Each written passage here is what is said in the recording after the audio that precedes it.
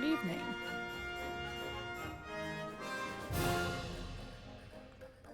Boom, boom, boom. Hello, hello, hello. Welcome back to the thrilling adventures of A Palace Justice. Now available for VHS.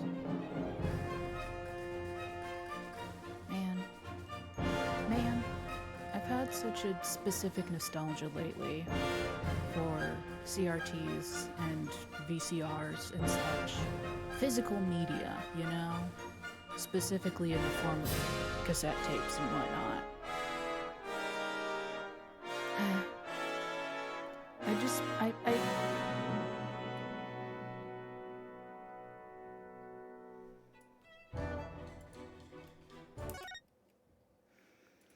I miss that, just like the pressing the button and getting like the ka-chunk, you know? The ka-chunk and like the physical. Yeah, I saw that. This is why I stopped it. I'm a hero. I miss the ka-chunk of pressing an eject button or just any button. It's a very specific nostalgia. I also want to obtain a CRT so I can switch it on and rub my face against the screen so I can feel the static. I have no connection to vinyl, really. But I do have a copy of Space Jam on VHS. I am the proud owner of a copy of Space Jam on VHS. And I am quite content with that. Okay. Right, controller. Controller game. This is a game for the controller. And boop. There you are. Yeah, physical media.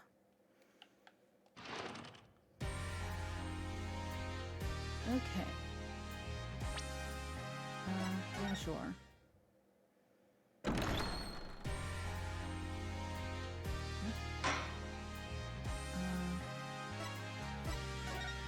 Yes. Okay. I'll do a recap for us in a second here. Oh, hello. Why is that picture there? I feel like that's not supposed to be there.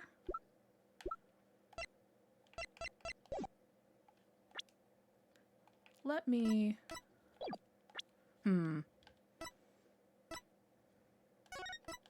What if we... And then... No, it's still there. Well, I guess we just have this charming little picture of our client walkie-talkie. Okie dokie then. It took me saying it out loud to get the joke. Walkie-talkie. I'm on it. I got it. Anyway. Previously on Apollo Justice Ace Attorney. We are Apollo Justice. Our client is walkie-talkie. He is accused of murdering a doctor named Dr. Palmeractus in the park with a gun. The good doctor was pulling a noodle stand, and we still don't know why. And come to find out, our client had a reason, potential motive, because he was shot about a year ago, half a year ago. He was shot a while back, shot directly in the heart. But, almost directly. The bullet is, nestled right next to his heart. And it's kind of a miracle that it didn't kill him immediately.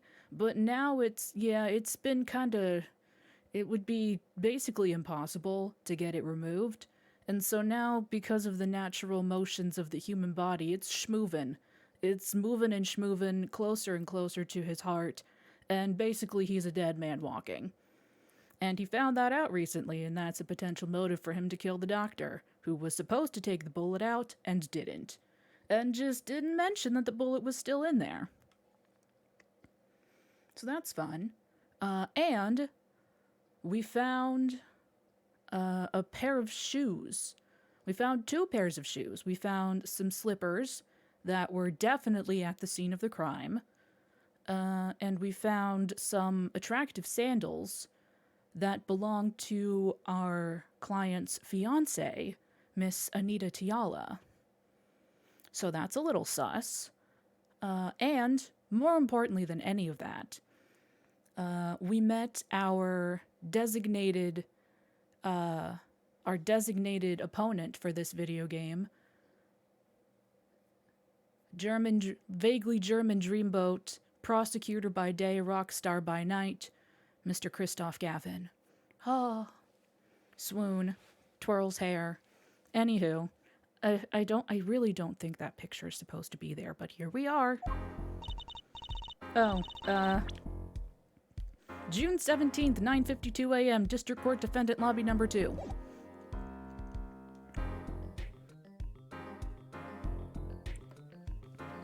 This is it. The big day. Did you get any sleep? Honestly, no, I didn't. Yeah, I went to bed at 1 a.m. or so. Oh, what time did you wake up? 3 a.m.? Yeah. That's only 2 hours, Apollo. But at least you have me. And Mr. Hat! And the amazing Mr. Hat!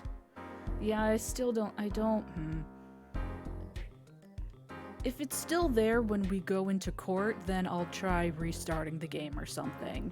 But I'm pretty sure that's not supposed to be there. Here's looking at you, kid. Good luck today, Apollo. That voice. Oh, hey. Hey, get any sleep? Mr. Wright. I was going out of my mind with boredom, so I signed myself out earlier today.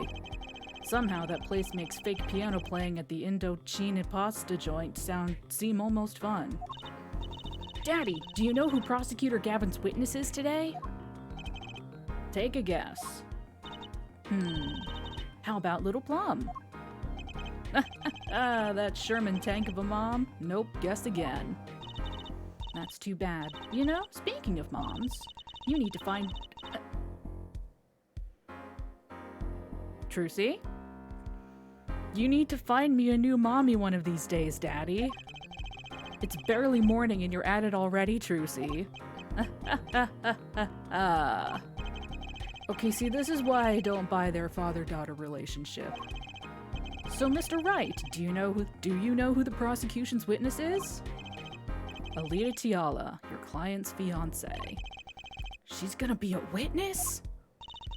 But that seems odd. Why would she testify against her own fiance? You have to wonder what Gavin's up to. Something's going down today, that much is clear. Well, not to worry. Ah yes, how could I forget to mention the most important subplot? There was a college student stealing panties who witnessed the crime. Well, not to worry, I've got my panties back, but he was stealing them for science, you see, so it's not fine. If we can't find a killer, I'll pull one out of there.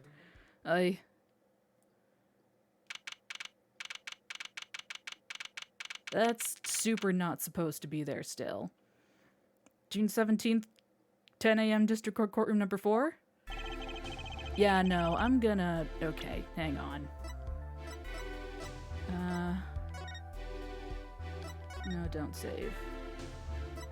Yes.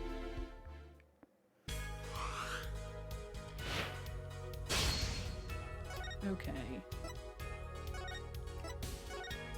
We'll try this. Still there. Sick. Okay.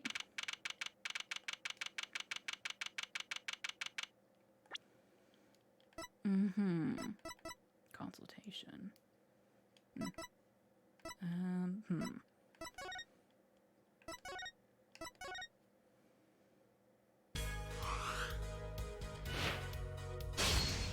What if we try going from our last autosave?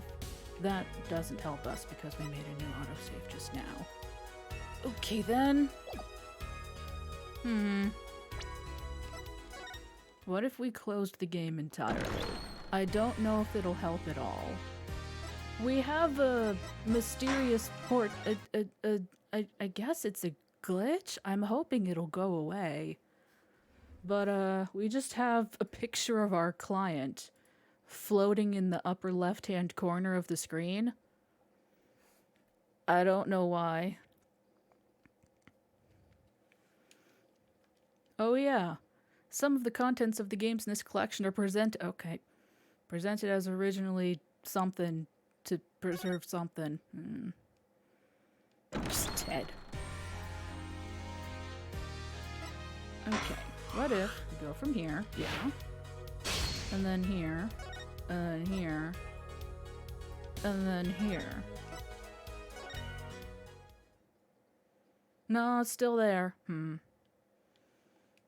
Okay, what about that autosave that just did? That autosave that just did. Autosave. It's still there. Sick. Well.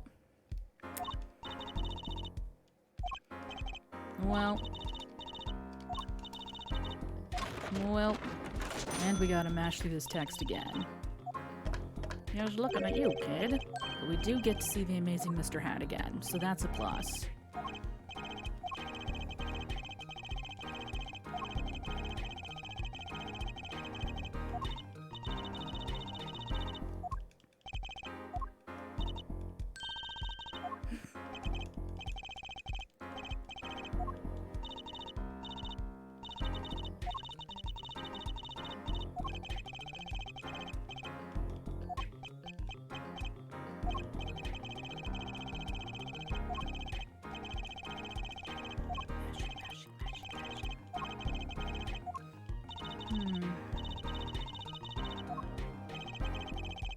Maybe they're just reminding us what our client looks like in case we forgot.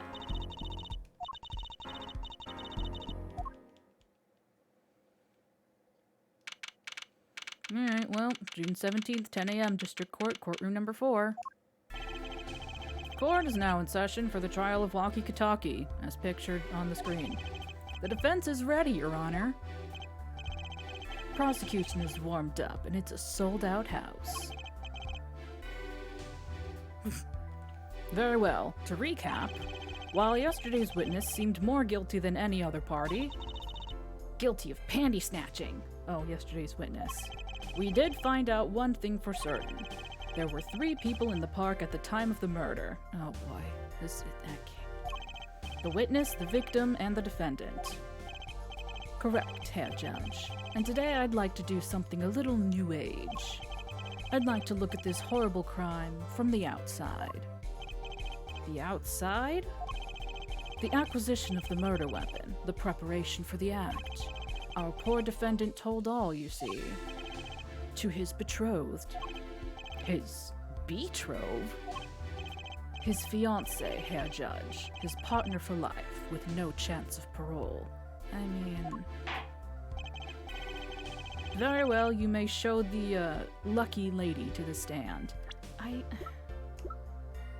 Maybe if I, examine. Okay, it went away, and it's back again. Okay. Well... maybe it'll go away eventually. Your name and occupation, Fraulein.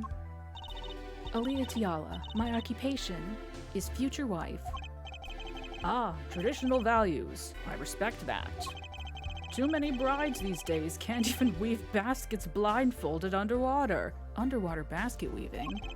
Yet you're here today as a witness for the prosecution? To be honest, I didn't want to testify at first, but I couldn't hide the truth.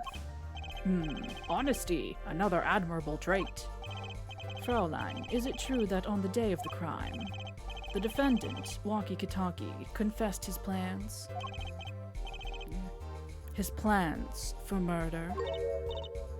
Yes. The witness will please give her testimony to the court. Oh boy. I keep hoping that with each new section it'll like load something new and then... It was the day that the family health checkup results came back. When Walkie found out that Dr. Maractus had lied, he flew into a rage. I'll teach him, he said. He took one of the family's pistols. And you already know what happened that night. Just don't see how anyone but Walkie could have done it. Bigger. So the pistol did belong to the Kitaki family, then? Yes. With regards to this, an investigation is underway at the Kitaki mansion on charges of the possession of illegal firearms.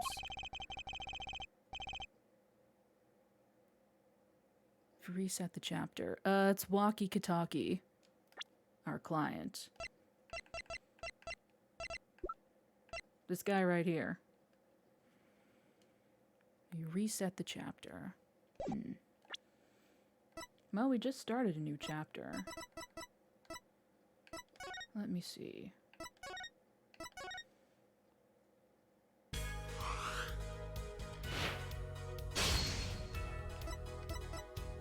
Episodes. Trial day 2? Wait, no. Yes, trial day 2.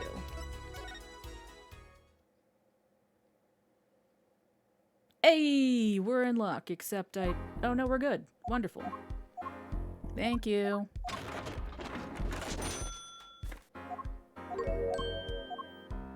Whee!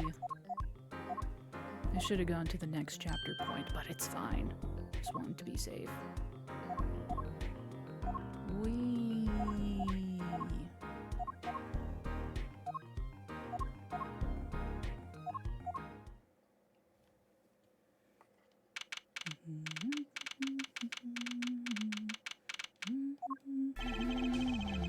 Oh, but not this part. I definitely should. It's fine.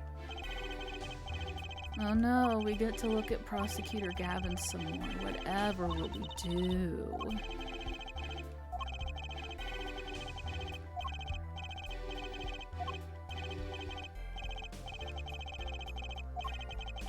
New Age.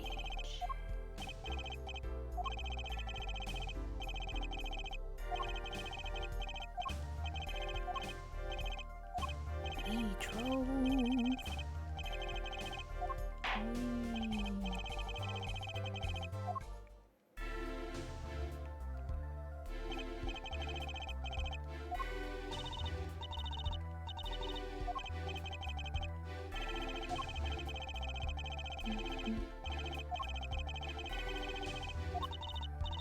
It doesn't seem possible. It's just so cool. So cool.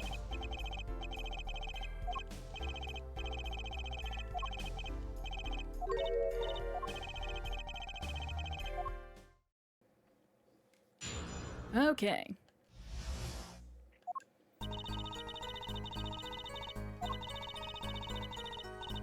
Oh, right. I need to be looking at body language. Okay, she changed her pose here.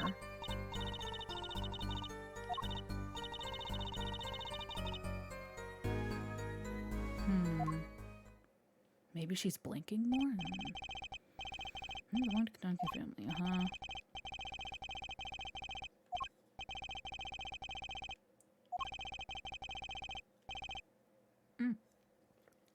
And the bullet that took the victim's life, was it fired from the pistol the defendant procured? Yes, this has been proven. How can you prove something like that? Ballistics! Bullets carry marks from the barrel that fired them, called rifling marks. Rifling marks? Think of them as being a gun's fingerprint, left on every bullet it fires. And when did you first hear about Walkie's plan? It was the day of the murder. I should have stopped him. I just didn't think he would actually do it. Very well. The defense may begin the cross-examination. Oh boy.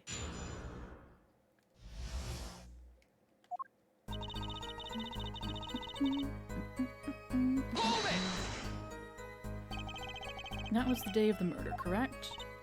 Yes, everyone in the family received their checkup results that day. When Walkie looked at his face went so pale.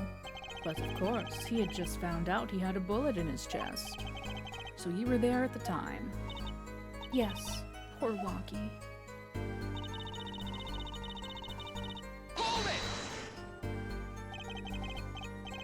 That must have been, quite frightening.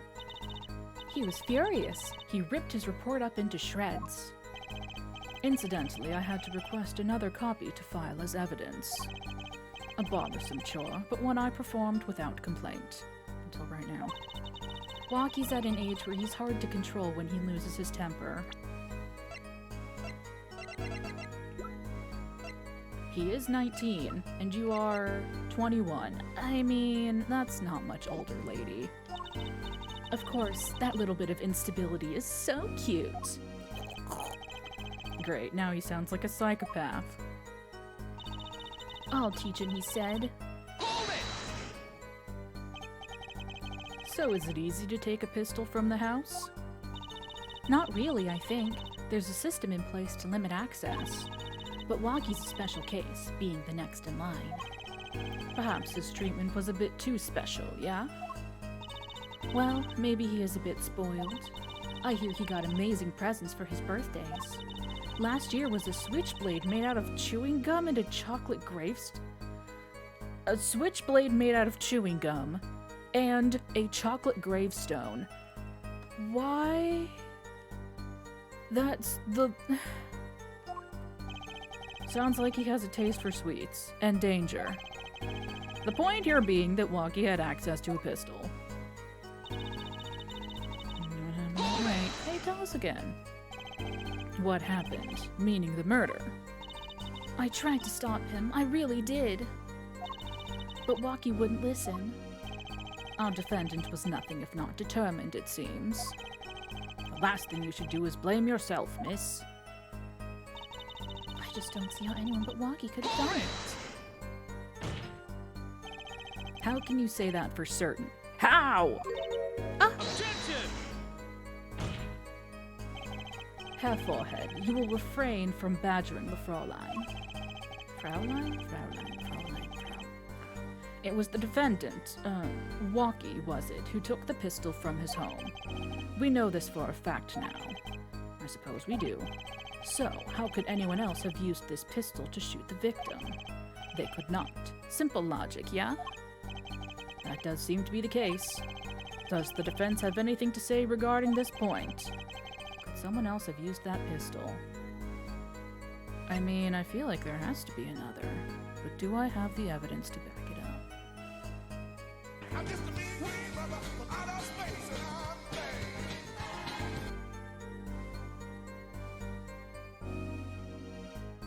I'm Rot Yark. I'm gonna go with Rot Yark.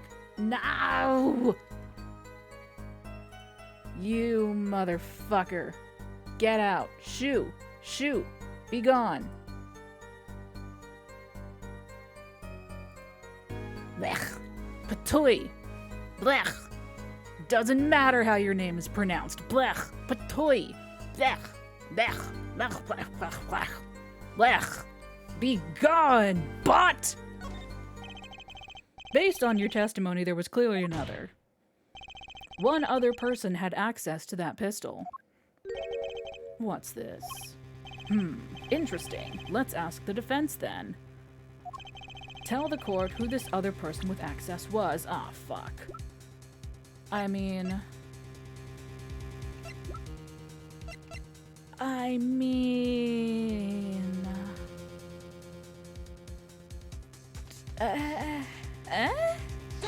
Take that? Well, of course, I mean you, Miss Tiala. I could present myself. Oh, missed connections. Me? But why? You were quite clear when you told the court. You heard about the pistol from the defendant on the day of the murder. In other words, you knew what he was planning. Objection! Let me get this straight. You intend to tell us that this lady stole the pistol from her fiancé and killed a man in cold blood on his behalf. I've heard of people doing strange things for love, but this... it does seem a bit unfathomable, to be sure. I'm all for romance and for supporting your partner in life, to be sure. But I think I would hesitate at murder. I'd hope you'd do more than hesitate. But what if a different connection could be proven? A connection between the witness and the victim. We might find that she had a personal motive beyond wanting to help her fiancé. That would put things in a slightly different light. What possible connection are you suggesting here? You know what I'm starting to think? I'm starting to think that the police never looked inside that safe. Well, I mean, yeah, we took all the pertinent evidence. There was nothing left. I have evidence showing a connection between the witness, Miss Tiala, and the victim. Let me double check. Practice, Nurse Lady Tiala. Yep, that's the one. Take that. Take that! That looks like a medical chart. Found inside a safe at the Maractus Clinic. I'd like to draw the court's attention to the names written on the chart. What? Miss Tiala, whatever. Why is your name on this chart? Well, care to explain the meaning of this, Miss Tiala? I'm not sure what you mean by meaning, Mr. Justice. Our warm little fiancé just froze over. I was on staff at that clinic until half a year ago. It was boring, so I quit. Oh, damn, all these facial expressions, the change. Oh, I love it. That's all. Is there a problem with that? Miss Tiala, you testified that you had no connection to the victim, did she? And I don't. Now?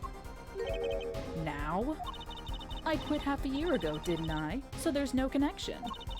Let me guess, you're the kind of guy who can't rest until he knows every last detail of his girlfriend's past. Am I right? That's not true at all. Why, I embrace the ones I love. There's no connection now doesn't fly in a court of law. Doesn't fly? She's one tough nut. She probably feels right at home with the Katakis. You left your job at the Maractus Clinic, true. But you remained connected somehow. Very well, Mr. Justice. Show us evidence that proves the witness is still connected to the Maractus Clinic. Oh gosh, good idea. Good point. Found in Maractus Clinic foyer.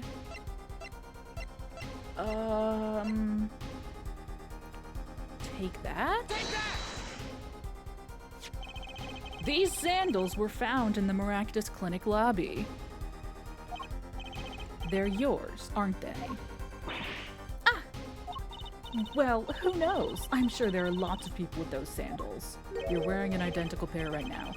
So sorry, Fraulein, but your act isn't working. Your moment of hesitation just now cost you. What's with you? I thought you were on my side. Perhaps you are unaware that toes leave toe prints. Prosecutor Gavin, why are you suddenly talking about toes? I promise it's relevant, Herr Judge. Well, if you say so. A simple analysis of these sandals will reveal all. Well, now we see your true colors. No, you. I was wrong to cooperate with you from the beginning. I just wanted you to help get Walkie back on the straight and narrow. This court thinks you need to worry less about Walkie and more about yourself. It sounds as though we need to hear a bit more about your story. Your sandals were found in the entrance to the clinic, which means you went there on the day of the murder. Well, there's little point in denying it. Very well, the witness will tell us about this visit. Why did you go to the Maractus Clinic that day? Teehee? The Maractus Clinic. I did go to the clinic that day, my first time in half a year since I quit in January. I went to warn him. After all, I knew Walkie had the pistol. The doctor always was a timid man, too timid to admit his own mistake. Why else would I have gone? I'm not hiding any dark secrets. I wanted to tell him to be careful, as an old friend. By mistake, you mean? The mistake we heard about from the defendant? The botched operation. He was a timid, small man, but I never wished him harm. I just thought I should let him know, you know? That does make sense. Yes, but there is still one thing which does not. What's that, Prosecutor Gavin? The sandals left in the lobby, of course. We can assume she wore these sandals to the clinic, yeah? Then why did she not wear them home? If it were me, I would have worn them home. I would have worn those sandals home, too. So, why were the sandals left behind? Ack! He pointed out the contradiction before me! There's probably a good explanation for this, right, Miss Tiala? Say, for instance, there happened to be a similar pair of sandals there which you wore home by mistake. You motherfucker. You beautiful bitch leading the witness. Actually, that's right. I'm impressed, Mr. Gavin. Oh, it is nothing. There is, after all, no other possible explanation. Ya, forehead? Oh, what the— No fair! No fair! He's filling the holes in her testimony.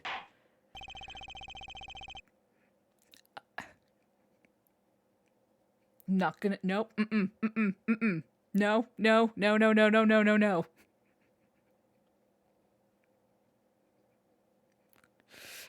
Not gonna say it. The defense may begin the cross-examination.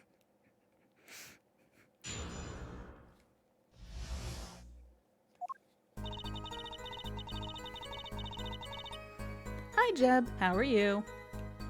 Hold it! Around what time did you go to the clinic? I don't remember exactly, but it was after 9:30, I think. And that was the first time you had contacted Dr. Maractus in half a year. Of course it was. He wasn't the kind of boss you made friends with. So why did you go to the clinic that day? Hold it! Did you want Dr. Maractus to run away? Well, after I failed to stop Walkie, I thought that was the only other way to avoid the problem. Couldn't you have called? Why go in person? I called several times that evening, but no one was in. The victim was busy driving home until after 9 p.m. that night, remember? This was proven by this mirror yesterday, yeah? I thought if I warned him, he would run away for sure, knowing the doctor.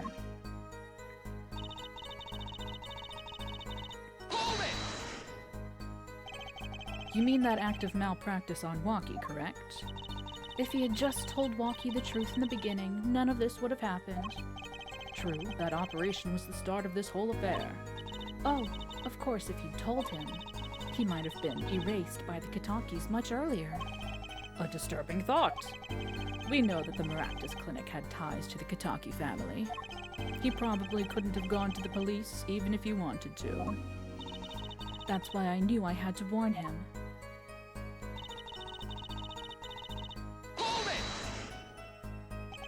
No dark secrets, eh? What? Look at me however you want, Mr. Justice. You won't find a thing. Hiding something, I know it. Must have some evidence that proves it, too. You're free to think whatever you like. I went to that clinic with only one thought in mind. I wanted to tell him to be careful as an old friend. Let me see here.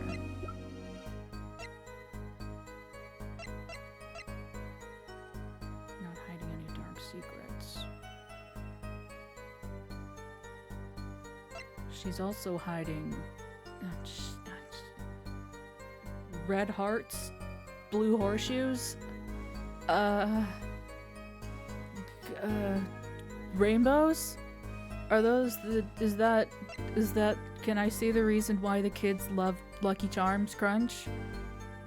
You know, I'm not 100% on this, so what if we simply,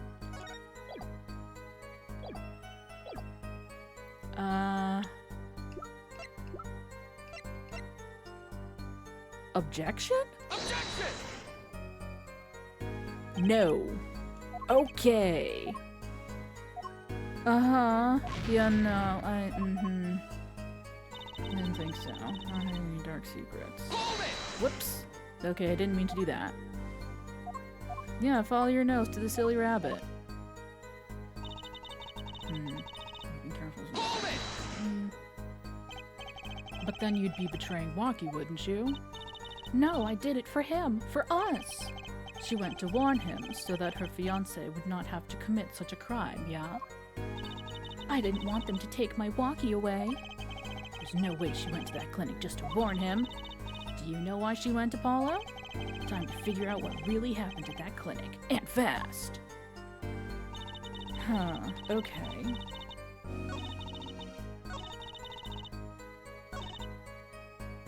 I mean, this is obviously the line, right? It's too conspicuous. Okay.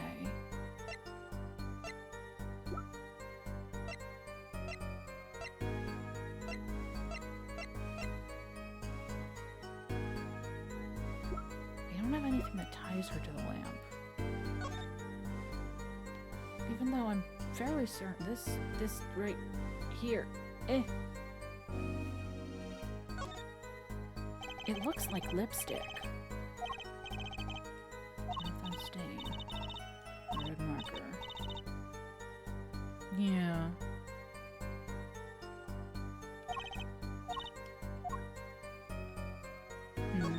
I think because we've reset the chapter, we need to look at all these things again, maybe.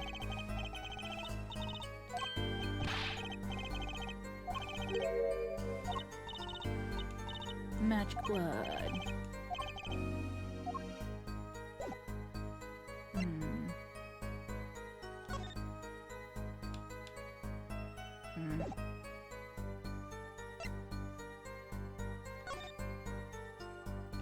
Do I have to again?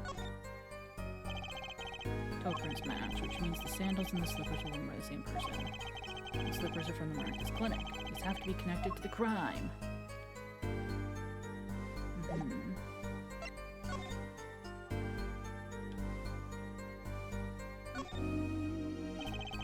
These sandals belong to Miss Tiala. And is this print hers too? Something wrong? No, nothing. No, we've already established that. Not hiding any dark secrets.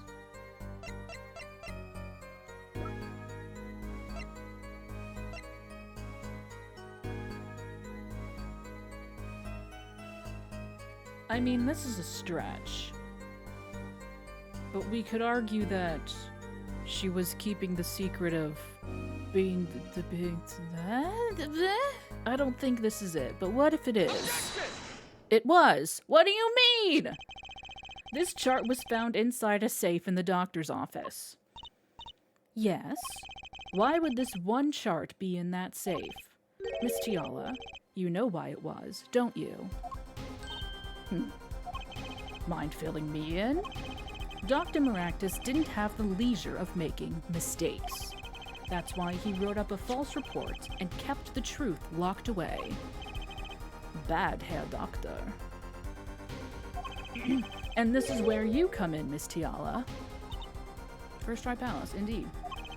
The nurse who filed this chart was you, which means you knew about Walkie's failed operation. Oh yeah, interesting. You were in the same position as Dr. Maractus. Kinda makes it hard to claim no connection, doesn't it? You're bold for a novice, I'll give you that. Mr. Justice, you must know I was only a nurse. The doctor's responsible for the chart's contents. This chart business seems to be quite important. Please amend your testimony accordingly. Too bad, little attorney. Oh, fuck.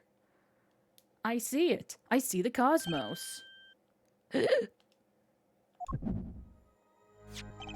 My bracelet's reacting again. What is it, Apollo? I felt my bracelet tighten just now. Oh, it gave me a little squeeze. Your bracelet.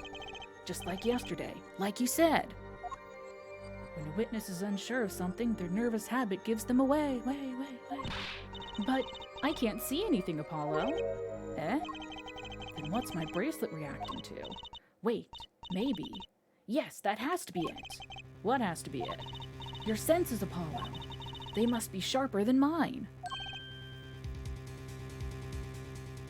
Yeah, no. But this is, you know, Apollo Justice World. No. Nurses just... Huh? I can't see it, but you can sense it. I don't know about that, Trucy. I don't have some kind of special power or anything. What do you think I am, some kind of video game protagonist? Listen to me, Apollo. There's a weak point somewhere in Miss Tiala's testimony, but we don't know what her nervous habit is. Well, then what do we do? You have to perceive it yourself, Apollo, with your eyes and your senses, your special eyes, Apollo. Then it's up to me and my bracelet, my brand. Hello, Neon, how are you? I don't know why, but the bracelet helps. Somehow, touching it helps me focus. Let's give it a shot and bring down that testimony. I actually don't remember where we got this bracelet. Why would I go to the clinic for a half-year-old chart? Enhance.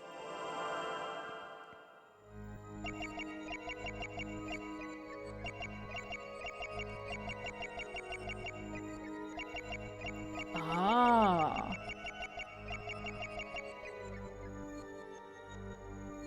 Here again.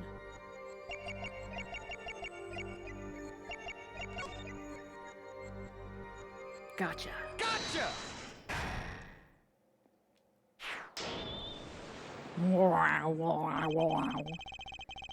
Why go to the clinic for a half-year-old chart now, you say?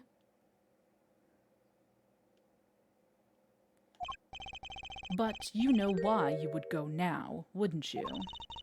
I don't know what you're talking about. It was quite clear, Miss Tiala. You have a nervous habit. The moment you said the word now, you used your right thumb to fiddle with your ring. What? She was unsure. I saw it. Now, that's the key word. The chart wasn't a part of your past. The chart wasn't a part of your past. It was a clear and present threat. That's ridiculous. Why, if that were the case, I would have had 6 months to do something about it. Indeed. Which means something happened quite recently. Something to make that chart a problem for you now. I've got her on the ropes now. I can feel it. Time to strike the killing blow with evidence. Miss Tiala, there's no use trying to hide it. The chart became a threat to you now because of this. Wonky's checkup report. Yes. Urgent exam needed. Take that. Take that! A health checkup report belonging to the defendant. The Katakis are trying to get out of the business. Oh, do badge in all caps. I added the emote. I remembered. That's true. I do have very lethal evidence. Badge in all caps. Badge in all caps.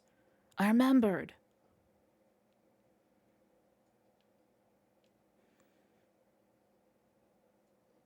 Yeah! Badge!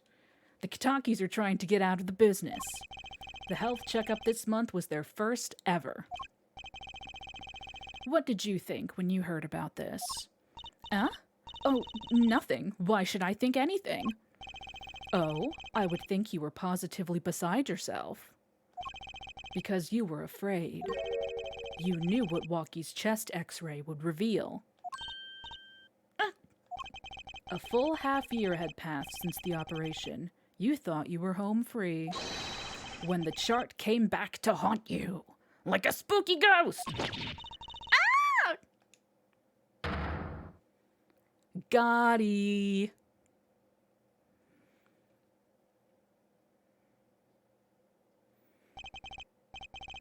That's all, Your Honor. What just happened? Why did we go what? The colors that I saw, I haven't seen shit like that since the 70s. Did the witness just admit to lying? I sensed it. There was a great aura emanating from her forehead. He thinks we're special. Very cool. Oh my god, he thinks we're cool. Oh my god, oh my god, oh my god, oh my god, oh my god, oh my god, oh my god, he likes us. He totally likes us. Hi Jen, how are you? Oh my god, he totally likes us. Very cool. So the lady was lying, it seems. He thinks we're cool. Yeah, I'm totally cool. So the lady was lying, it seems. That's correct. She said she had no connection to the Maractus Clinic, but her connection was deep indeed, a bit too deep. If the Kitakis got a hold of this chart with her name, she'd be finished. Isn't that right, Miss Tiala? You guessed it.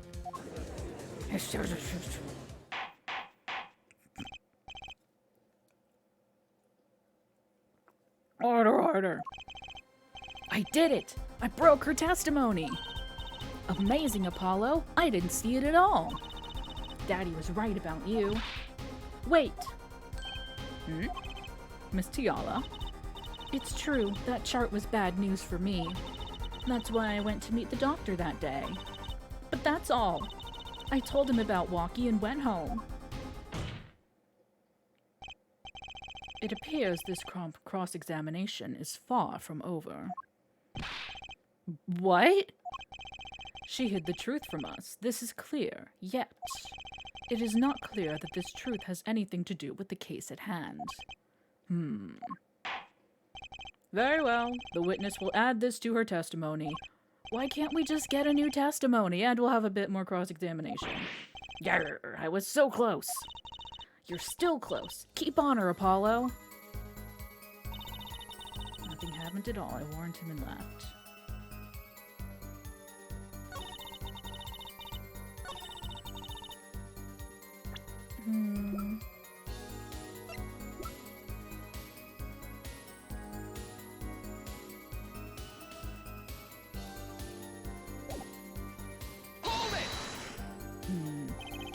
How did Dr. Maractus respond to the warning?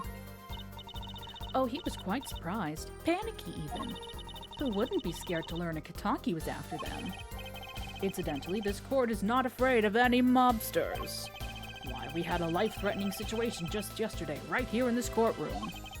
Yeah, real impressive the way you stood up to the attack of the amazing Mr. Hat, sir. After which, I carried you back to your chambers. Oh my god, he's so strong. Sounds like the judge had quite a fright. Nothing happened in Dr. Maractus' office that day, huh? But what about the mess we found? Oh yeah, something definitely happened in that office, Apollo. Okay, I see. Can't prove when it happened, that's true. Nor that Alita Tiala was in any way involved. Well, let's try putting some evidence up anyway. No way, Yes.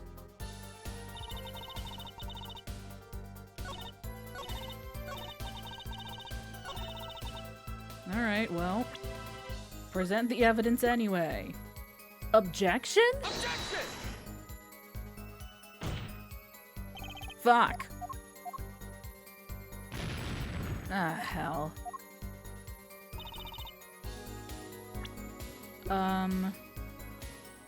Other objection? Objection! Okay.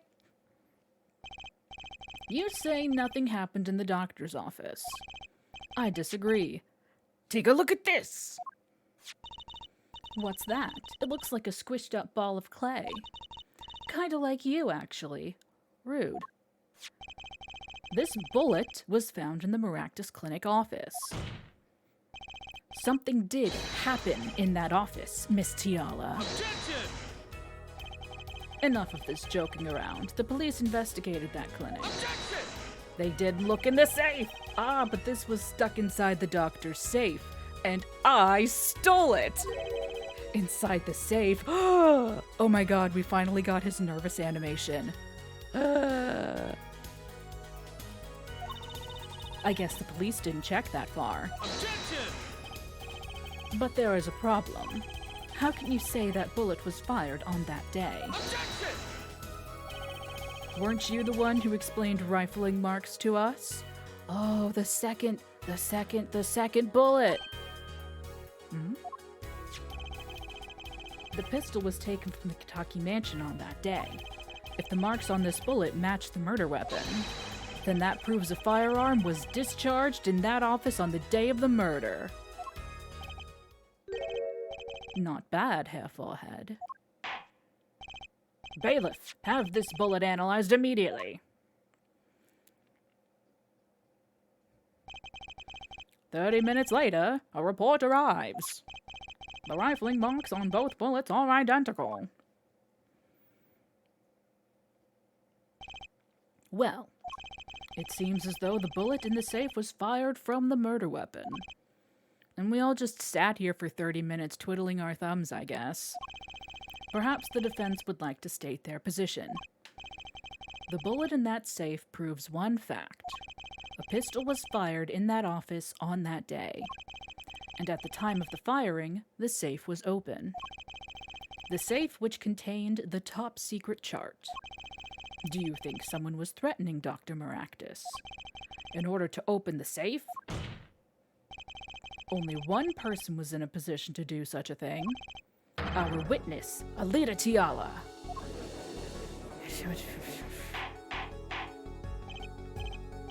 Order. That is exactly what we were doing, Jeb. You're so right. Mr. Justice, where are you going with this? Are you accusing the witness? Alita Tiala knew about Walkie-Kataki's botched operation. She got engaged to him without telling him about it. As long as that bullet remained in his chest, his days were numbered. What if she married him and then the bullet finally reached its destination? What? That reminds me. Apparently, the Katakis have been asserting themselves in lawful business practices. They're making quite a great deal of money. A fortune, if you will. Nefarious. So she planned to marry him just to get her hands on this fortune? Objection! Making a guess here. Oh shit, objection! You keep talking trash about my Alita, and I'll sue you, lawyer man. Huh? Me? Yeah, you said you'd abuse my Alita. I think you mean accuse? Same difference. Well, you can't have her. She's mine. It was me. I shot that doctor. Me. He left me to die, so I left him to die too, there in that park. Walkie, just cool down. You keep your hands off my Alita, or I'll... T.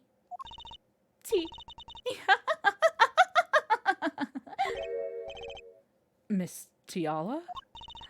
I'm sorry, it's been so long since I've laughed so hard. Something funny? Walkie, wake up and smell reality. Alita, baby? The signature on the chart, the engagement. I mean, come on, it's so obvious. Even for a brainless, spoiled brat such as yourself. Alita? Your honesty is like a breath of foul air, Fräulein. Hey, I wasn't getting out of this clean anyway. So, the family fortune is what you're really after. That's right. I wanted the money. No way! That's whack! I ain't trying to hear that. Should have done the wedding earlier. Oh well. By the way, can I ask you a question? Who, me? I believe you said you were going to abuse me? Accuse? Of what crime, might I ask? Huh? Oh, I'm a bad girl, sure. I got close to that brat because I wanted his money. That's the get up and stretch time, I'll get to that in a second. But he was the one with the pistol. He could have fired it into the safe after I'd already left the clinic. What? I would never do a thing like that. It was definitely that silly brat.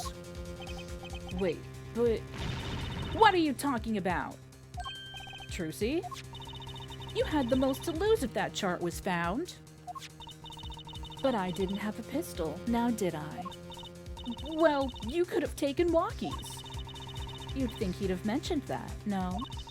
All I've heard him say is, it was me, I shot him. Objection! That's only because he's trying to protect you. sorry to intrude in this lovely conversation. But the two of you are forgetting one critical point. What point? Certainly the Fraulein wanted that chart. You assume she threatened the doctor into opening that safe.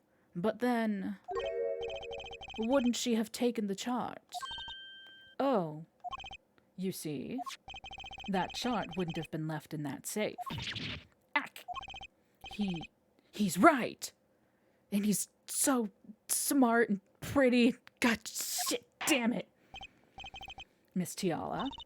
Yes? It is clear to this court that you are not a very good fiancé. And on that screen, let's get up and stretch.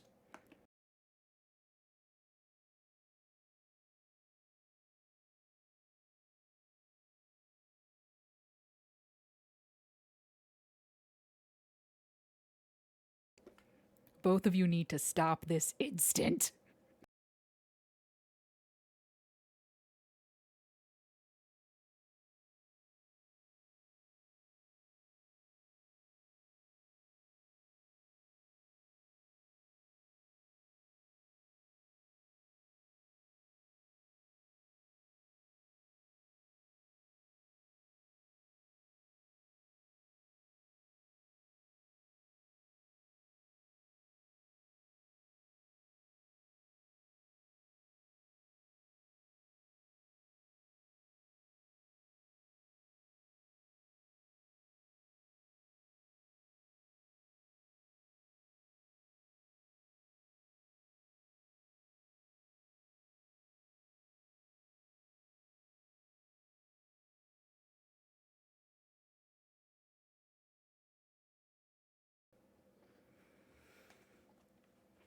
Okay. Oh, I'm flattered. Perhaps it's time you told us the truth.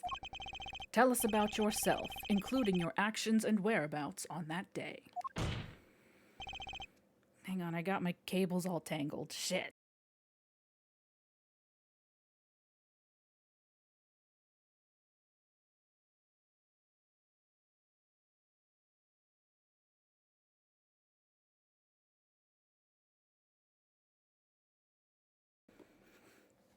Don't forget, we've proven that you were at the Maractus Clinic on the day of the crime.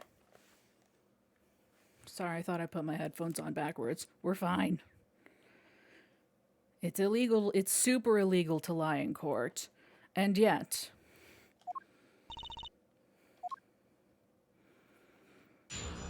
witness testimony. The Maractus Clinic, too.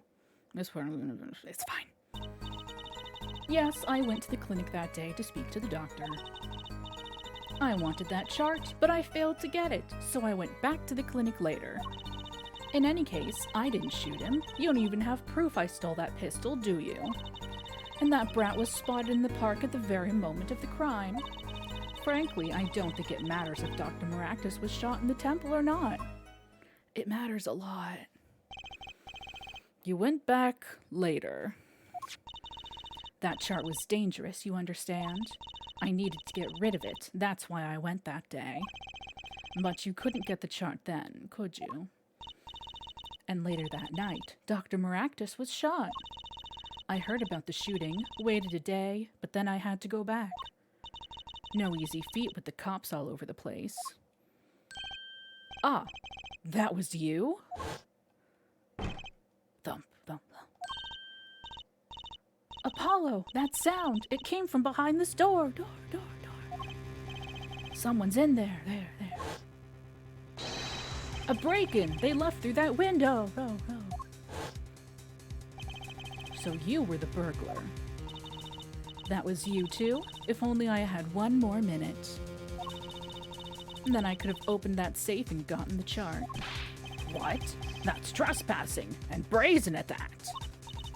Oh, is this a trial for trespassing now? Besides, you can't blame a girl for wanting to protect herself.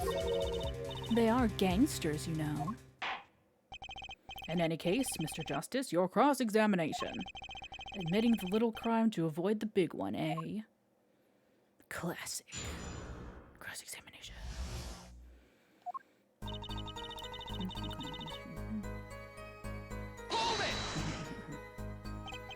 Why that day? That brat was uncontrollable. He was ready to kill.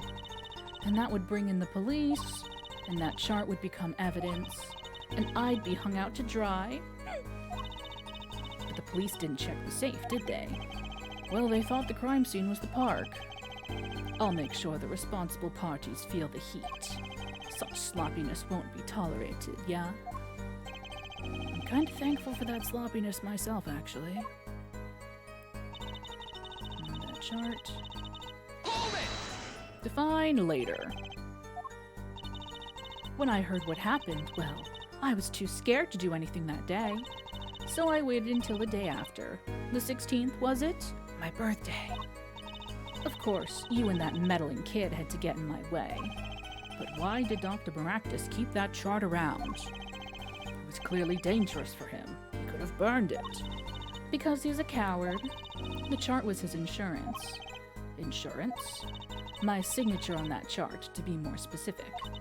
That made sure I couldn't betray him.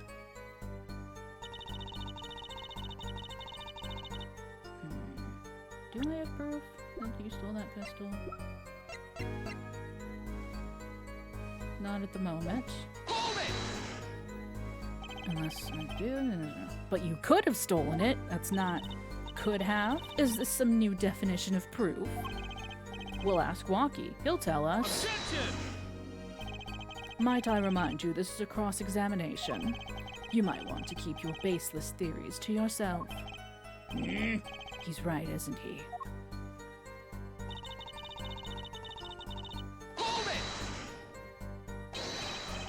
Yeah, but, But what? You have nothing to say. This case is over. It was over the moment that brat was seen in the park. What's the point in dragging it out any further? It's right, and dreamy, and shit.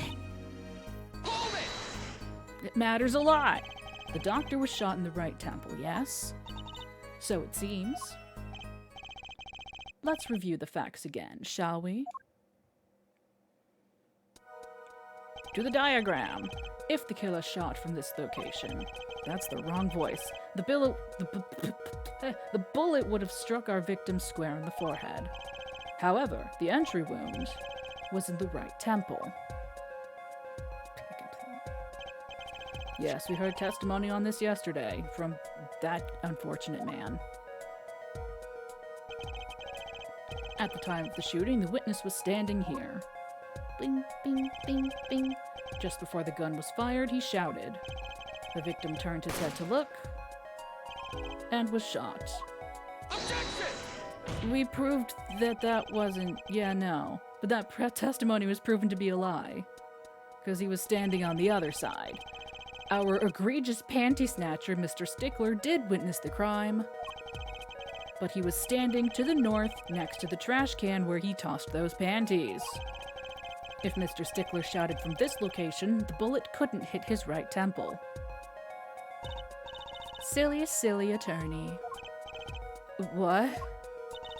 Do you remember what you had for breakfast that morning? I mean, I have the same breakfast every day. Do you remember, Trucy? I always have a glass of milk for breakfast. That's not breakfast! What matters is one thing. The doctor was shot in his right temple. If that's the case, there can only be one explanation. The panties guy was mistaken. Objection! But his location was proven. You can't write that off as him being mistaken. Objection! Then why don't you show us, Hair Forehead? Show you what? Must I explain everything? Very well, let's recap. If the witness, Panties Guy, was standing to the north, then where was the shooter standing? From what location did the killer shoot the victim? But wait, if the witness was standing there, how could anyone shoot the victim in the right temple? I merely laid out the facts for us. It is up to the one possessing the shiny forehead to show us. Man. Hey Viz, how are you? If you can, that is. Walkie-talkie was standing at the killer mark, Wesley Stickler at the witness mark, and of course Palmeractus was at the victim mark. Let's hear what the defense has to say. But just in case. Hey, just gonna do that real quick. I guess good. Good? Wait, why does that say 11:07 a.m.? That's not the time at all. Wait, did I...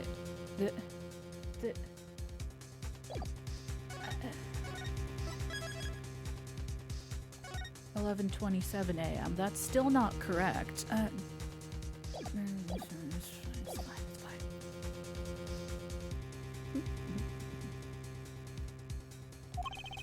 Where was the killer standing when they shot the victim? Somewhere else. As the facts stand now, we can't explain this crime without contradicting ourselves at some point. But I know why. The real killer shot from an entirely different location. What are you talking about? I don't see any other place. Apparently, Mr. Justice does. Let's hear it. Where in the park did the killer shoot the victim from? Objection! It's time to raise the roof and the stakes. Huh? Penalties are such frightening things, don't you think? But what if they were a bit more terrifying?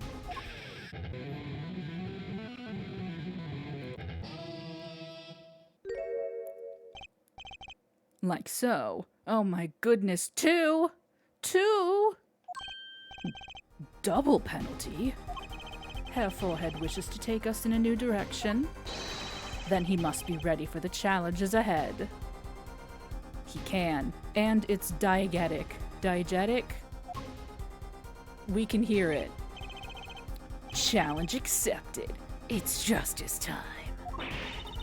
Are you sure, Apollo? The key is the witness, Mr. Stickler's testimony. If we believe that, and we know where he stood, and the victim turned when he shouted, there's only one place the killer could have been. The killer shot the victim from here.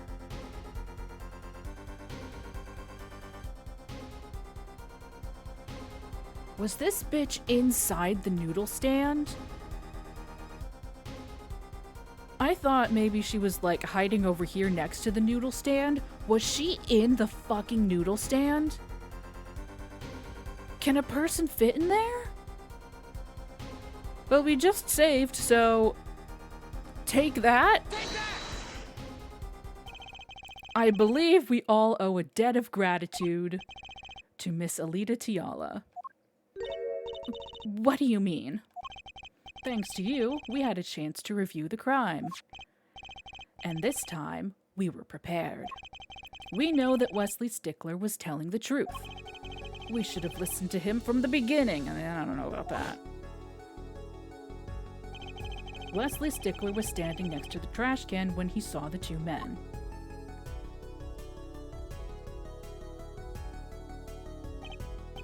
He shouted just as he told us in his testimony. And the victim turned to look in his direction. A shot was fired. The victim was hit in the right temple. Oh no. Oh yes. Which direction was his right temple facing at that moment? That's right, toward the noodle stand. Order, order, order. So you're saying the killer was inside the noodle stand? Objection! Let's think about this a bit more, shall we? You say the killer was inside the noodle stand, which would mean the victim, Dr. Maractus, came to the park wheeling his own murderer in the cart behind him. This is the most ridiculous thing I've ever heard. I think you'd notice if you were pulling someone along. Objection! There's something we should worry about before that. Why was he pulling the noodle stand in the first place? Objection! Let's deal with our problems one at a time, shall we? Someone was hiding in the stand. We have not come this far to talk about possibilities. Hang on one second. Let me just take a look-see here. Yeah, no, that's a cloth. You could just push it aside. Or fire through it. I mean, there's no bullet hole in the cloth, but she could have lifted it. Carry on. Let's talk about proof, baby. Show us evidence that proves someone was in that stand. Can I prove that? You want evidence that someone was in that stand? Too bad! I have none. I'm pretty sure I don't have any. I'm pretty sure the answer is that it's just... Nah. Nah. Big hands, yes. Here's what I'm thinking. The badge, of course. Here's what I'm thinking. I'm thinking that she went to the clinic.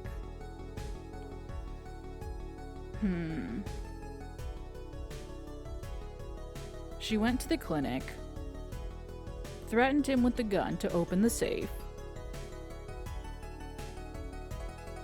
He opened it, and she saw the code, which is how she opened it later. And then she shot for some reason, maybe to threaten him, to scare him, I don't know. But maybe she convinced him that the two of them could hatch a plan to take out Walkie, maybe? I don't know. Hatch a plan to take out Walkie. And she was like, okay, I'll hide in the noodle stand. You bring me to the park, and I'll shoot Walkie. And it'll be a horrible accident, like, oh no, it was a bullet in his heart or whatever. But then she turned on him, knowing that Walkie was going to die anyway. That's where I'm at right now. Anywho, I have no proof. Well, too bad! Kidding, just kidding. I've got it. I do? Oh, close one. Then let's see it. Show us proof that someone was hiding in the noodle stand. Oh, fuck. Oh, no. I don't have any proof. I don't have proof.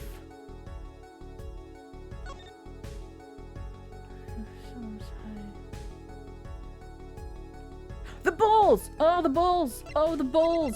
All the bowls were on the floor.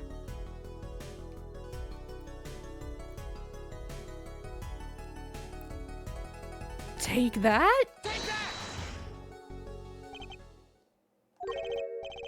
Thoughts, Prosecutor Gavin? We have a choice between heaven or hell. Let's rock. Either our brains are damaged or Hair Foreheads is. I wonder which it is. This court finds Mr. Justice's brain faulty. By majority vote. Ah, shit. Time to pick something else. Oh, it's showing us the right evidence this time. Okay. I mean, my proof was that all the bowls were on the floor. You know? They emptied out the stand. I thought that that would, like, represent... Okay, hear me out. What if the evidence is the noodle stand? What if it's just that easy?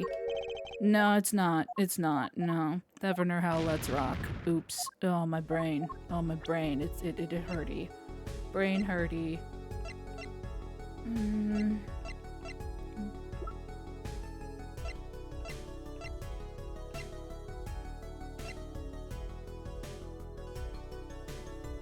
Is it the slippers? Because we found the slipper print? I mean, we have a save. Ah! The Maractus Clinic! And they're covered with paint. These slippers were found in a trash can near the crime scene. And a single slipper print was found at the scene. Yeah. Right next to the noodle stand. Yeah. Oh, and Miss Tiala, Your toe print was found in the left slipper. Why are you all so obsessed with my toes? In other words, this is proof you were inside that noodle stand. Ah! Objection! Yet there was only one slipper mark found at the scene. Can this be called a footprint in good faith? Objection! Observe the diagram! A park pathway runs right next to the slipper mark. A slipper wouldn't leave a trace on a cobblestone path. Objection! Yet you still cannot say this is a footprint, yeah? Why not? You have an impression left by a single slipper. What if it was on the stand and simply fell to the ground? Well, I mean, it would still... Boo. Boo! It would... The weight of it, it wouldn't leave a mark if it just fell. No, it had to have weight on it. Objection? That's just dumb! Get 'em. One more thing. A noodle stand is typically cluttered with the tools of the noodle-making trade. There's no room for a person to ride in there. You have a point. Could someone have hidden in that stand? Apollo, I think I might be onto something. I think I figured out one of our pieces of evidence. In order to make room in the stand, some things would have to be removed. As I said earlier, but I was one step ahead, kind of. Well, Mr. Justice, do you have proof that someone could have hidden in the stand? I can prove one thing. Someone did scheme to clear space in that stand. Now the noodle bowl? This is a noodle bowl from the stolen Eldune's Noodles noodle stand. Yes, and what about it? We discovered a large quantities of these bowls yesterday in the lobby of the Maractus Clinic. A large quantity of noodle bowls in the victim's clinic. Mr. Eldune was very clear about those bowls. Well, I don't care who did it. Without that stand, I'm finished. Finished. All my noodle bowls were in there, too. Yet the bowls were removed. That night, there was space inside that noodle stand. Space created at the Maractus Clinic, no less. Right around the time that you were there, Miss Alita Tiala. Stop! I won't listen to any more of these wild fantasies. No, not fantasies. They're worse lies than that spoiled brat's pickup lines. Oof. I would like to remind the witness of her current status. This court does not consider you entirely innocent. Show me an innocent, I'll show you a fairy tale. Damn. In any case, the defense has somehow made its point. Nice. The witness had both a motive and an opportunity to kill Dr. Maractus. More fairy tales. This whole trial is a fairy tale. See, now she's saying fairy tales so often now, and the thing about these feathers, I get like a Swan Lake vibe. I don't know why. Maybe there's, whatever. Then please pull us back down to reality, Miss Tiala. Oops, there goes gravity. I'm giving you one last chance to explain yourself. This is it. Why was Dr. Maractus pulling that stand that night? And what was Alita Tiala doing inside it? Time to get to the bottom of this case.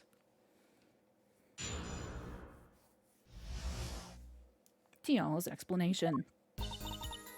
That night, I went to ask Dr. Maractus for the chart. I had no intention of ever letting that chart fall into the Kitaki family's hands. But Dr. Maractus didn't understand. For some reason, he thought the Kitakis had sent me. So I gave up and went home. All I did was talk to him. I'll show you the Herald of Darkness. You knew about the botched operation, so you tried to get rid of the chart to save yourself. I won't make excuses. And I did warn the good doctor. I gave him a chance. I told him that brat got his health checkup report. and that he was coming to settle the score. I see.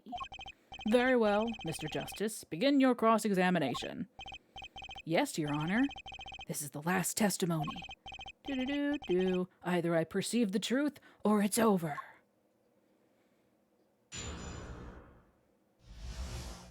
But before we do that, I need to get up and refill my water. I will be right back.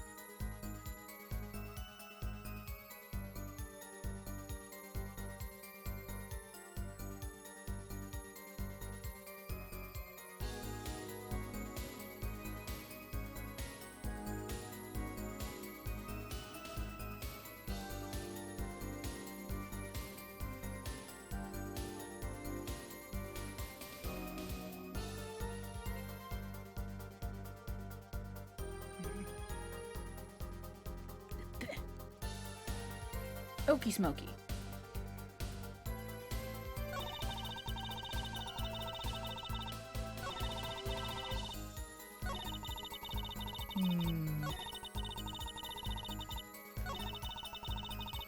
Well, first we're gonna press. I was looking at her body language. Hold it! So you did go to steal that chart. Were you listening? I said I asked him for it. The victim was a man in good health. I don't see how she could have coerced him. True, it would have been impossible without a pistol. But what if she did have a pistol? I'll admit I wanted the chart, that much is true. My reason was simple. Hold it! Certainly would have put a damper on your wedding plans, I'd say. Not only that, if the Katakis had gotten that chart, I'd probably be with Dr. Maractus now, pulling that great noodle stand in the sky. It seems our witness was in a fix as well. Who would want to die pulling a noodle stand? When I die, it'll be by disappearing mysteriously in the middle of a magic act. Could we be a little less morbid, please? So you see, I needed that chart. Hold it! He didn't understand? He wouldn't listen to a word I was saying. The moment he saw me, he started to tremble. Huh, I thought, what a sad excuse for a man. Please don't smile like that anymore, it's creepy. He was practically delusional. Hold it! They sent you. He thought the Katakis had sent me to get the chart. It makes some sense. You are their son's fiancé. Don't make me laugh. The Katakis send me. They don't play that way. If they'd known about that chart, they would have gone in there with guns blazing. But I couldn't convince the trembling doctor otherwise. So I gave up and went home. Hold it! If that was really all that happened, what were all those noodle bowls doing there? How should I know? There weren't any bowls when I went, I know that much. Why don't you let me be and go look for your killers someplace else, all right? Do I detect uncertainty? Apollo, any word from your bracelet? Yes, actually. I felt it respond. I couldn't see a thing. It's up to you, Apollo. Time to perceive the truth. Here comes justice. Okay. This pose, I think, is the one. It's probably the last line. It's probably the last line because he was like, oh, she was uncertain about that. But I kind of just want to look. Enhance. Hand. Other hand. Other hand. Other hand. Other hand is over there.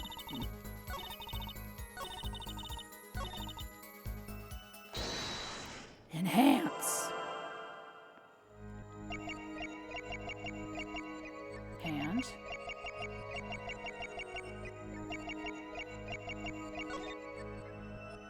Gotcha.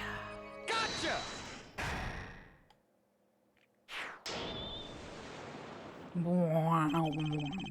All I did was talk and lie.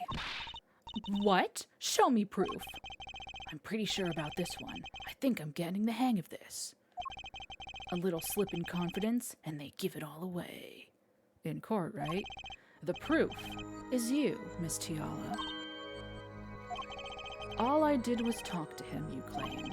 Yet you can't hide your own nervous twitch when you say those words. My twitch? What are you talking about? I don't stream. You have a habit of scratching the area of your neck around the edge of your scarf. What? This is working better than I'd hoped. Her unconscious actions tell the truth she won't say. Habits and lies. 2 dots. Connect the dots and find the truth. Don't look at me like that. I told you the truth.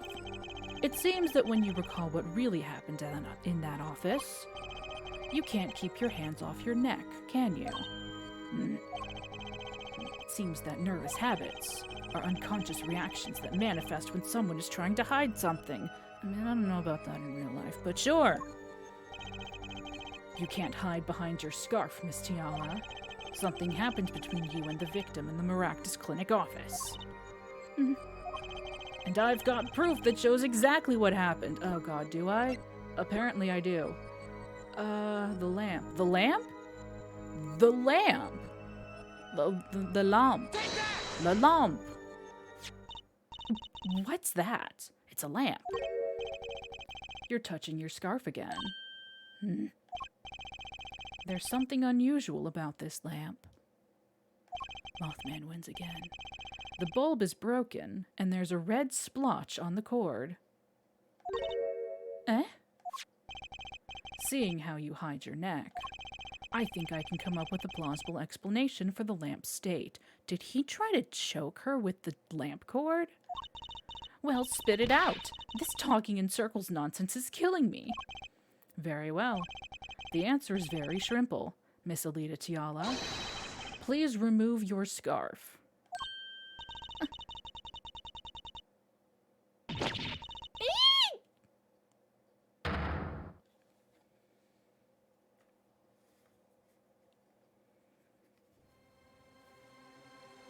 Objection! Darren, give me 1 second. I have something in my eye.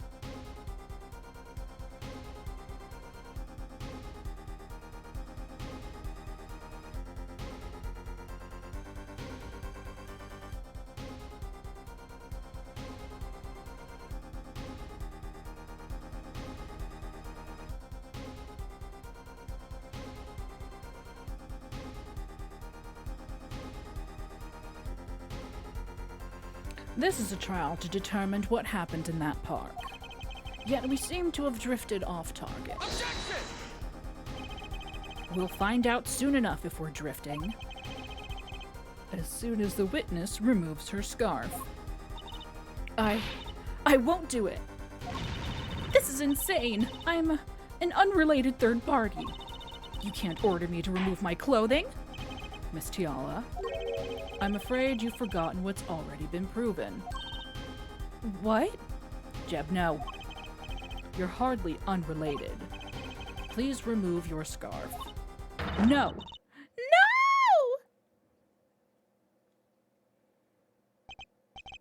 I knew it. So I was right, wasn't I, Miss Alita Tiala? Mm-hmm. Your neck. That isn't what your neck. That isn't what I think it is. Something did happen that night at the Maractus Clinic. You needed to get that chart back, no matter what it took. Even if you had to steal your fiancé's pistol to do it. But wait. Looking at this lamp and the witness's neck, it looks like the very opposite happened. Exactly. The victim in the clinic that night was this witness, specifically. You tried to threaten Dr. Maractus, and he attacked you. That's what happened that night at the Maractus Clinic. Mm-hmm.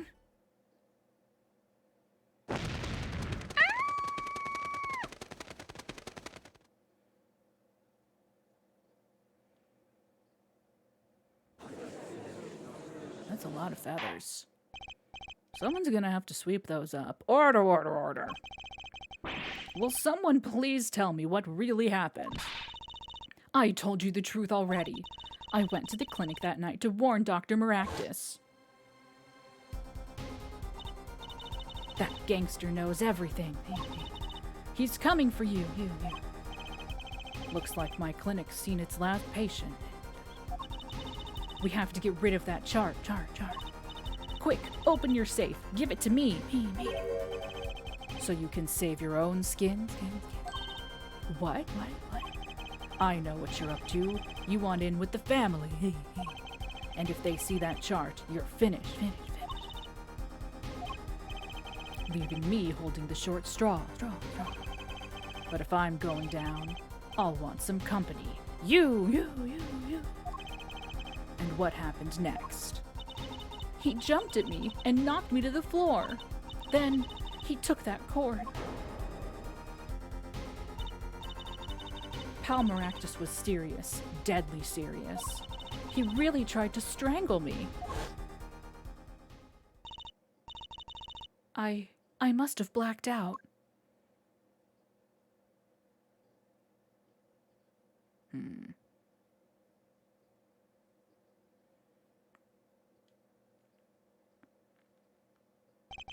So, you were the victim. Let's not go too far. And the red splotch on the cord was your lipstick. I knew it. I didn't want to remember that night. That's why I didn't bring it up. There. Are you happy now? I was out cold, almost killed.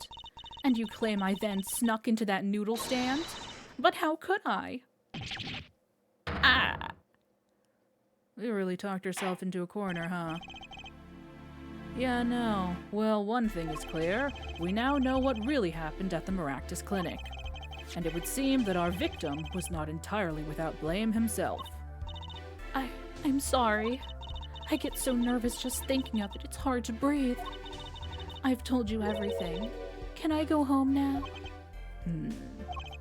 You bear some responsibility for events that day, true. Yet if you were also a victim, this court would owe you some sympathy. Is would the key word there?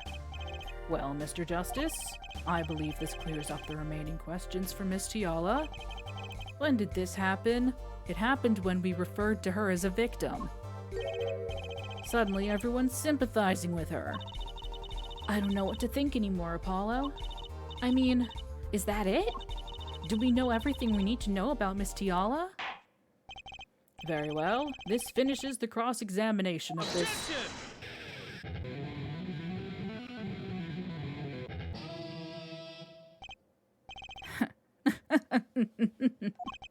Not so fast. This party's just getting started. Now we rock. What?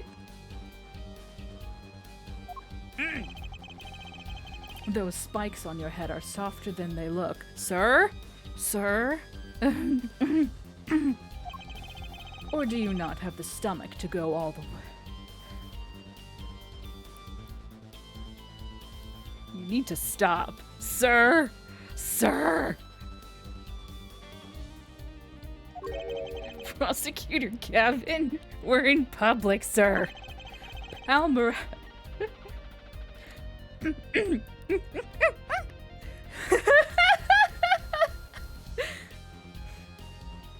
Palmaractus choked Alita Tiala. She fell unconscious.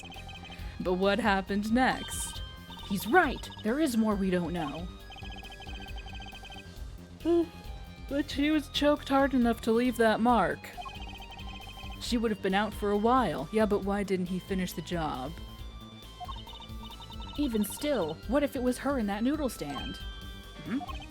Alita Tiala, half dead. Oh. Oh. She woke up and shot him. Oh. And a bullet fired from inside the noodle stand. What if it's all true? We might have already figured out what truly happened that night. Miss Alita Tiala, as you can see, we're not through with you just yet. You really want to blame me for this murder, don't you? You too, Prosecutor Gavin. Me? Fraulein, I only wish to know the truth. Well, let's go back over what we've learned up till now. On the day of the murder, Walkie saw his checkup report, from which he learned about the bullet still inside him. Glad we're still jamming out to this, so he took a pistol from the family stash, with the intent to give Dr. Maractus some of his own medicine. And Miss Tiala heard about this from Walkie, so she went to the Maractus clinic ahead of him, in order to get rid of the chart with her signature. But then, something happened. Sounds like you figured it all out. But remember, I was the victim. I was out cold. But what about Dr. Maractus? That does seem to be the problem. He had just strangled Alita Tiala, perhaps, he thought, to death. He's a doctor. Why wouldn't he check her pulse to make sure she's dead? My dude, you're a terrible murderer. What did he do after his crime? I was just knocked out, not dead. Well, you could have fooled me. From the state of his clinic and the scene in the park, I think it's clear what the good doctor did next. Well, Hair Forehead, care to guess? Maybe, I guess. Well, Mr. Justice, what did Dr. Maractus do? Judge's just eating popcorn. Maybe he did think he killed Alita Tiala, despite the fact that he's a doctor and knows when people are dead. Do I have evidence to show what he did next? Oh god, I can't save. Oh no. And I guess. Oh fuck. Oh jeez. Oh no. Oh no. Oh, I can't save. What did he do next? Did he was like, well shit, I need to get rid of the body, and he put her in the noodle stand, I guess. Right? Yeah? Take that? Take that! As his next move, Dr. Maractus, hey, I'm gonna save real quick. That was a little... As his next move, Dr. Maractus stole Guy Eldoon's noodle stand. What, killing me disturbed him that much? So much he randomly stole a noodle stand? It wasn't so random. Remember all the bowls in the clinic's foyer? Bowls that belonged inside that stand? I think it's pretty obvious, don't you? That stand was at the clinic. However, the question is, why did he remove the bowls? Maybe because the stand was heavy? Or he wanted to put something in the stand in their place. Ah. Wait, you don't mean... I do. Dr. Maractus did replace those bowls with something. Your corpse, Miss Tiala. My corpse? Dr. Maractus panicked. He thought he'd killed you. His next move would be to dispose of the body. That's crazy talk. You're all crazy. objection! Then let's think about it. Logically. The doctor had a place to dispose of you in mind. But on his way there, who should he run into but the defendant, Waki Kataki? Objection! I question your logic. What's this, Prosecutor Gavin? The park is a dead end. Why would he head in that direction to begin with? Probably the river. That's right. He had no reason to go there. Oh, now I get it. It was a trick. That spoiled brat made him do it. He made the doctor steal the stand. Objection! Tell me, why would someone go to a dead end? Unless the park was his destination. What? Apparently, the defense has an idea. Tell us where Dr. Maractus was heading with the stand. Please show us on this diagram. Where exactly was he dragging that stand? To the river. Take that! Take that. There, that's a river. Yes, Your Honor. I scarcely need to explain why. A perfect place to dispose of a body. He was going to throw me into that river? He didn't have many other options, Fraulein.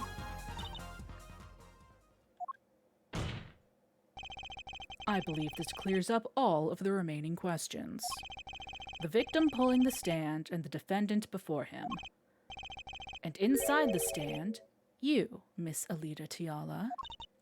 And then, the denouement. Wesley Stickler, of panty-snatching fame, walks up. Seeing the two men, he shouts. In that instant...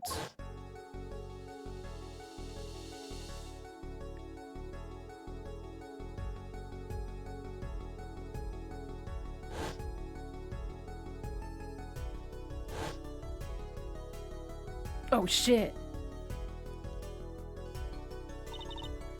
So, I shot him?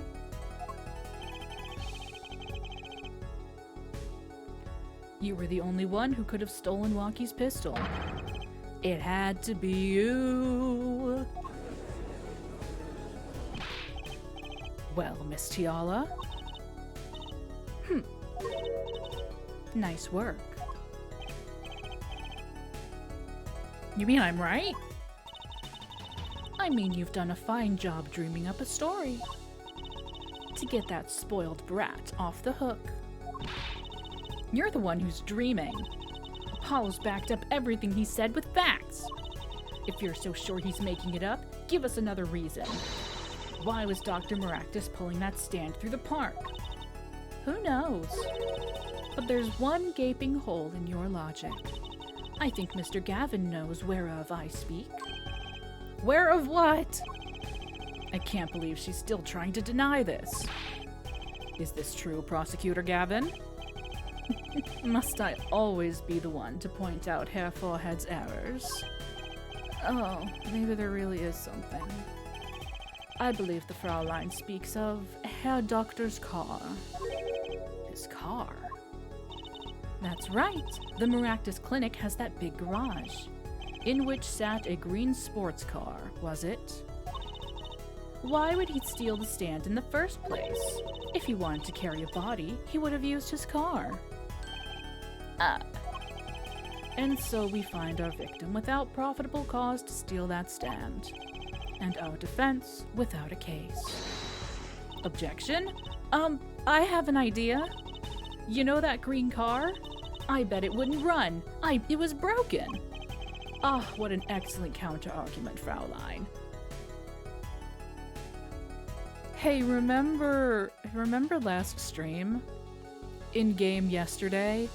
When we bumped into Mr. Clavier, Mr. Prosecutor Gavin, outside the park with his motorcycle. His motorcycle that it definitely doesn't have another name.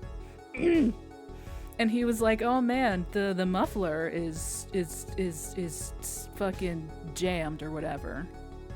It's all the same, motorcycles, automobiles.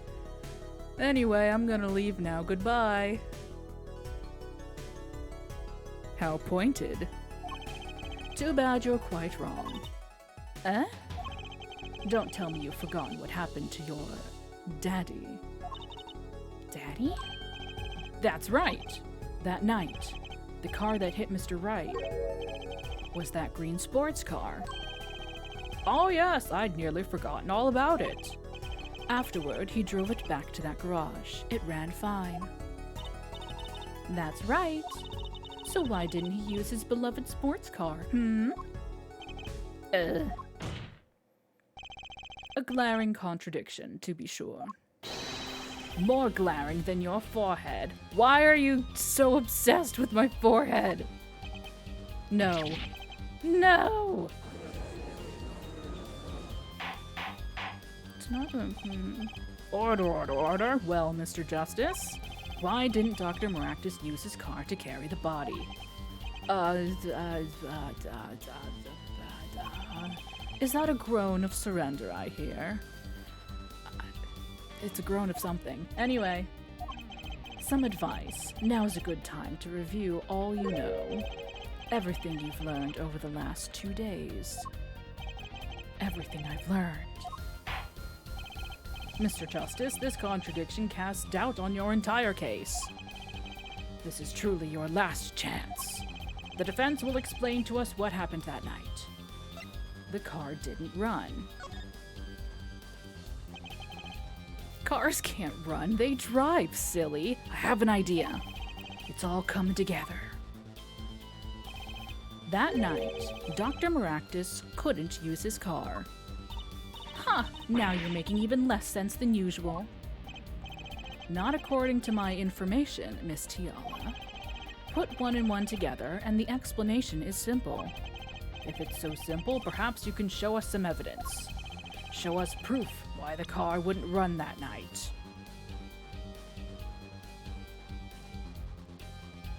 Oh, my last save is so far away. I wanted to present my badge and lose the case. I wanted to present my badge and lose the case real quick. Oh, my last save was so far away, though.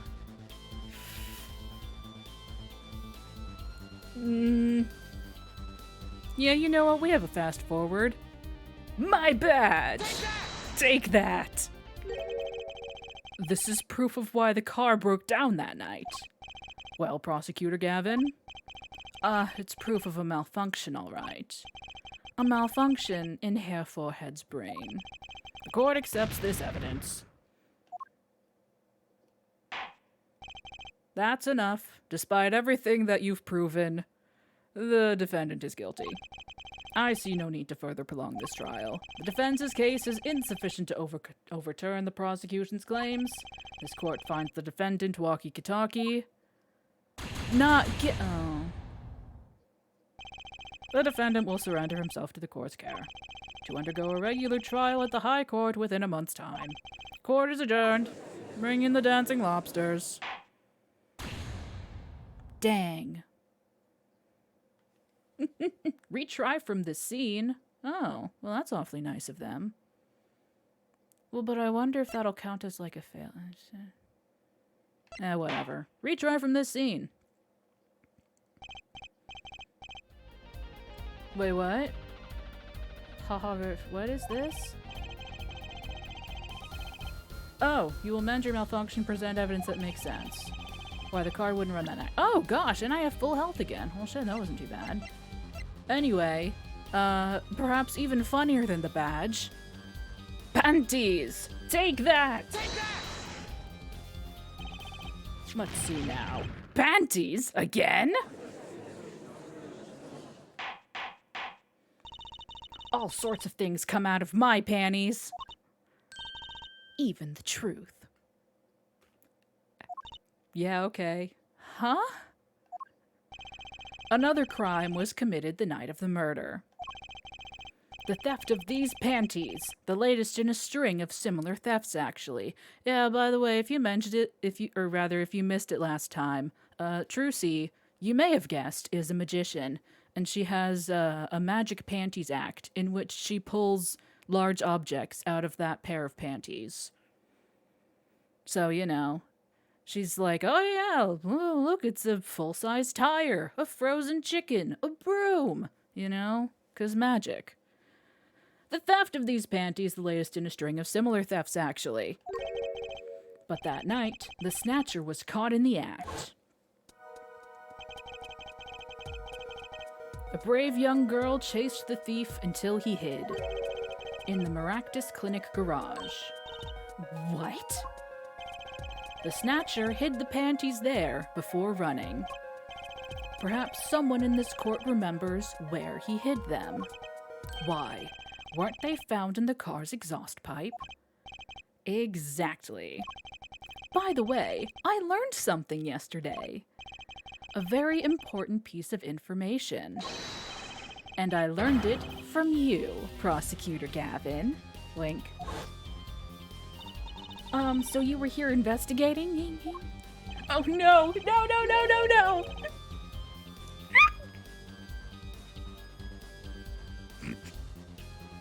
Apollo, squeeze my hog. Squeeze my hog, Apollo. I can't. Please stop calling him. I fucking can't.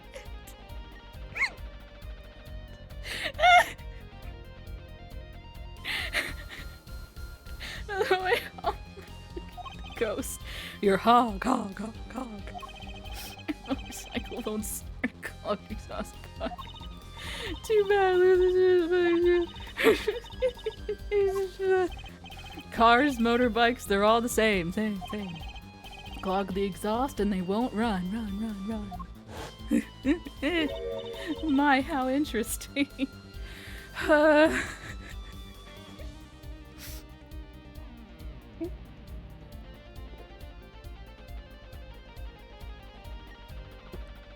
Fuck.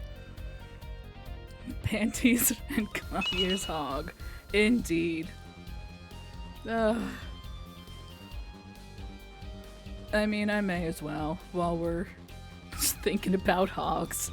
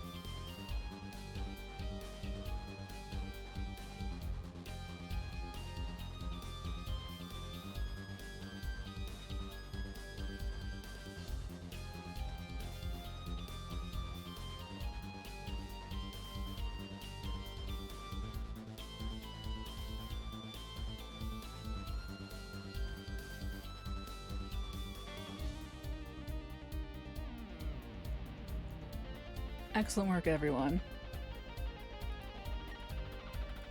You're comedy geniuses. Keep it up. My, how interesting. While Miss Tiala and the doctor were struggling, the panty snatcher snuck into the Maractus garage. From that time until the time we found these, that car wouldn't start. What? That's why Dr. Maractus had to use the noodle stand. It was the next closest thing he could think of.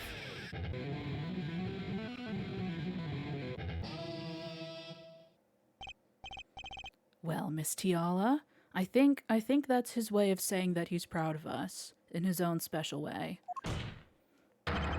This wraps your doubts up quite nicely, I think. So it does. Where am I? So dark, can't see. Cramped. The pain. My throat's burning. What's your problem? You, Doc, I know what you did.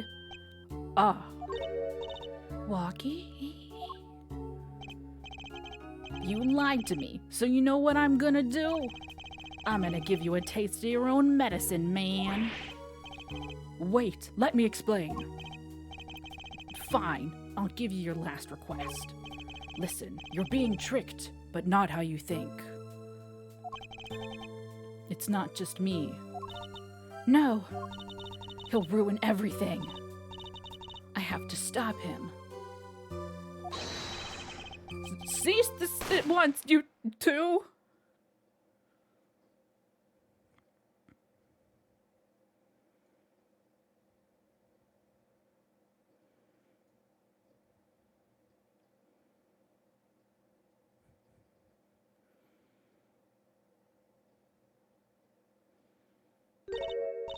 Funny. This isn't the way it was supposed to turn out. Oh well. Too bad.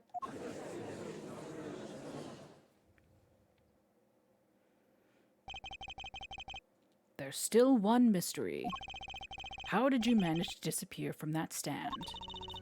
In the silence after the shot, I heard the witness running. I believe we heard as much from Wesley Stigler. He went to use a public phone to inform the police. Which is when I made my escape. Which is when you left that slipper print. Dr. Maractus didn't bother taking my slippers off. I threw them out after I stepped in that paint, though. That was your mistake.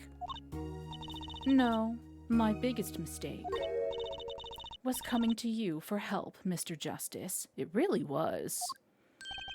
Eh? I believed in you. You and your anything agency. If anyone would get Walkie declared guilty, it was you. Thanks.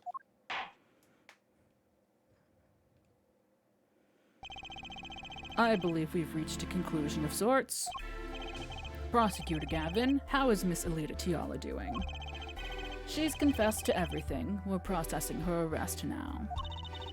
Prosecutor Gavin sure seems calm for someone who just lost. I think he already knew. He'd figured out she was the killer a while ago. Some advice. Now is a good time to review all you know. Everything you've learned over the last 2 days. He lost, but I didn't exactly win either. And we kinda won. Something the matter, Hair Forehead? Nothing, I definitely wasn't staring at you. Looks like it's time to announce a verdict. Not guilty! Woo! Keep wall. Shush! Yay! Court is adjourned, bringing the dancing lobsters.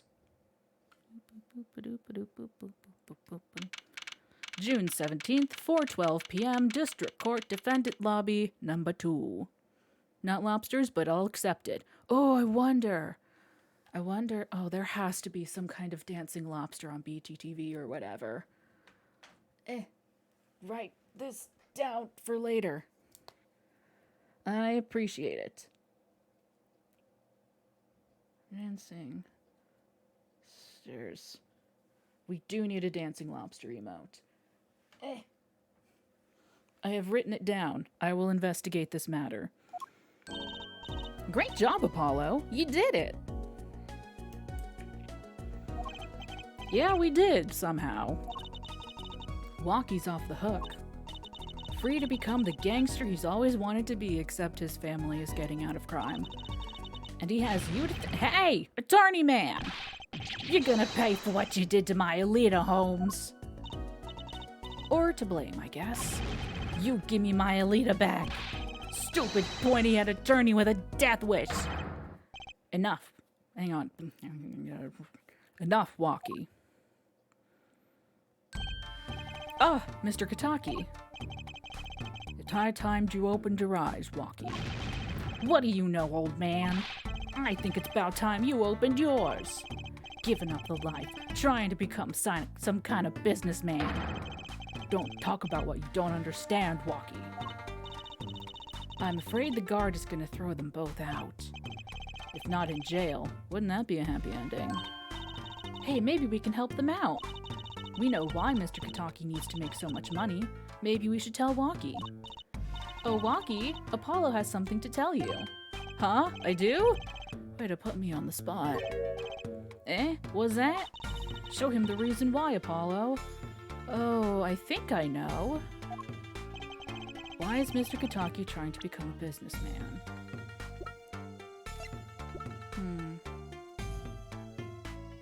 My badge! No.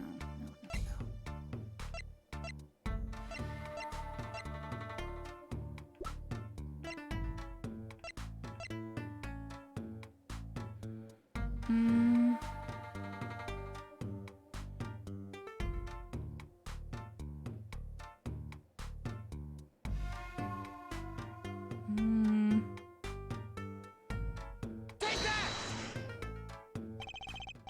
Think about it, Walkie. Think about your condition. I talked with your mother, Little Plum, yesterday. It pays, but we need a lot of money right now.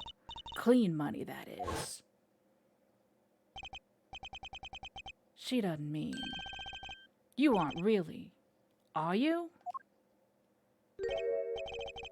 I searched the globe, and I found one. A doctor who can take that bullet out of you, Walkie.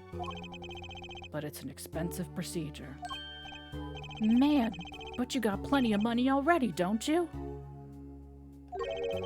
I won't use it. It was the gangster life that did this to you, Walkie. I want to help you, and I want to do it clean. Oh, fuck! He has eyes! And they're small! Please understand, Walkie. Dad.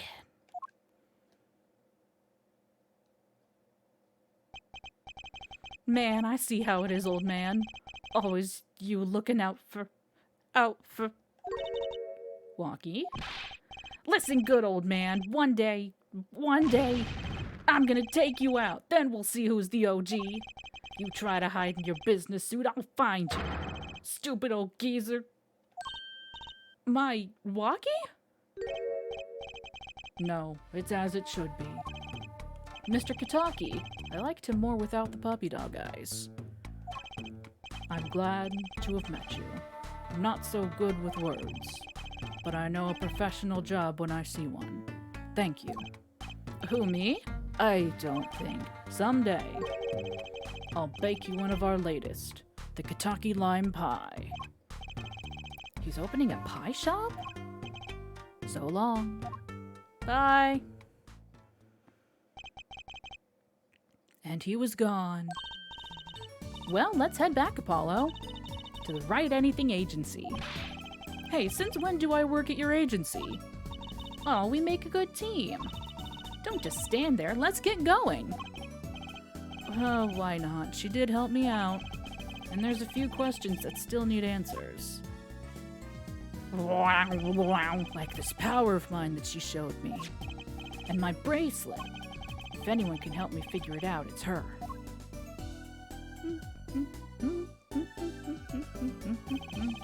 though I can't say I care much for what her father has become. Oh, that's right. We have to go someplace first. Huh? Where? Why, to claim our reward from Mr. Eldoon. Oh, geez, you know what? I got somewhere else to be. Ah, salty noodles. Right. He got his stand back already? Oh, and after that, you can come see my show. With a special appearance by the amazing Mr. Hat. Yeah! Woo, Mr. Hat! Oh, it's special, all right. Please, anything but him. Why? I love Mr. Hat. He's incredible. He's amazing. End. It says end back there, I promise. End. Yes.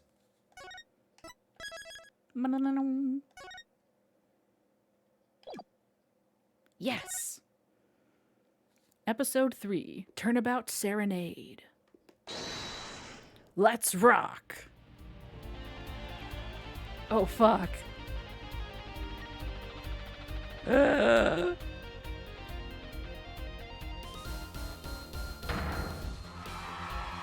love you. We love you too, Clavier. Rock on, everyone. This party's not over yet.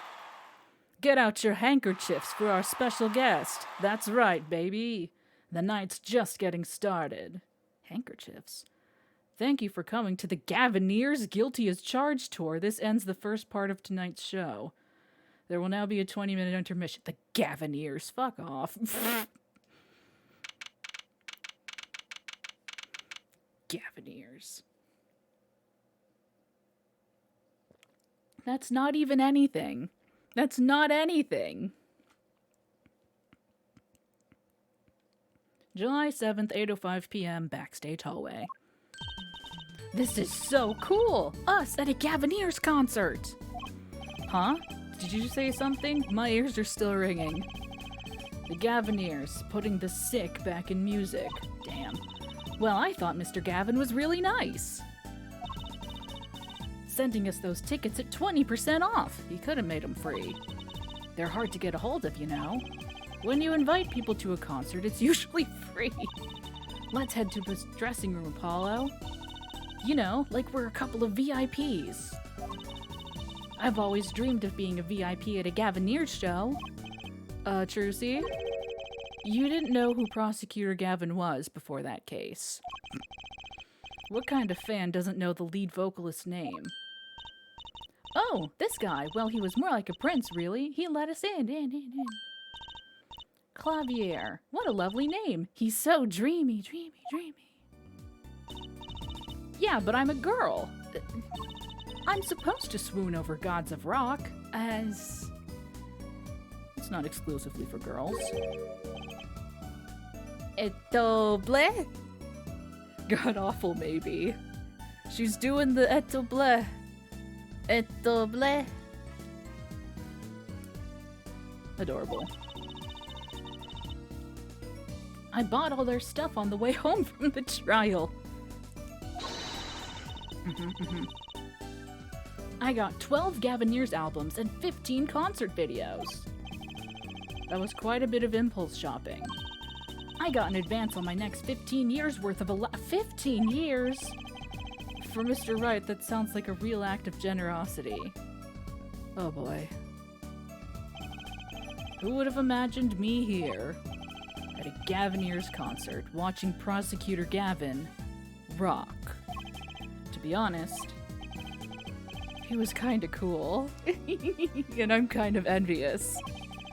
Not that I'd ever admit that to Drucy. So cool. So cool. Gavineers dressing room. Why do I have a terrible feeling about that police uniform?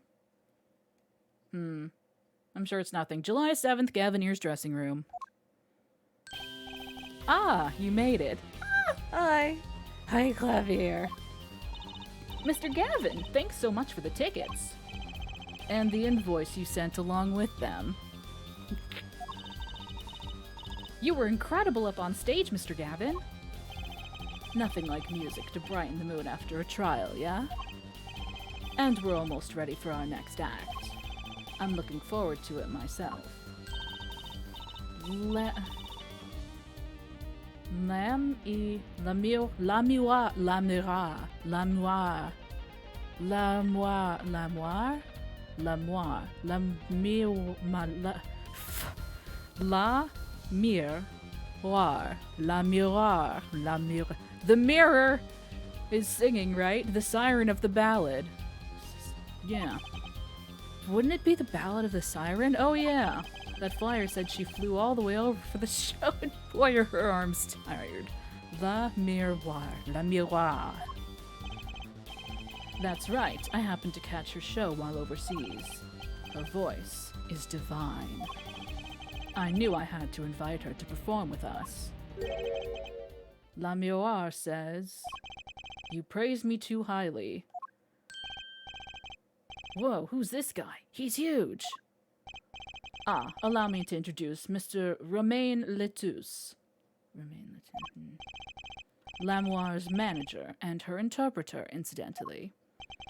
It is a great honor for us to be here. Later, Mittens. And a great honor for Lamoire to be heard in this country. Wingdings! She speaks in wingdings! That voice. I wish I could understand it. It's beautiful.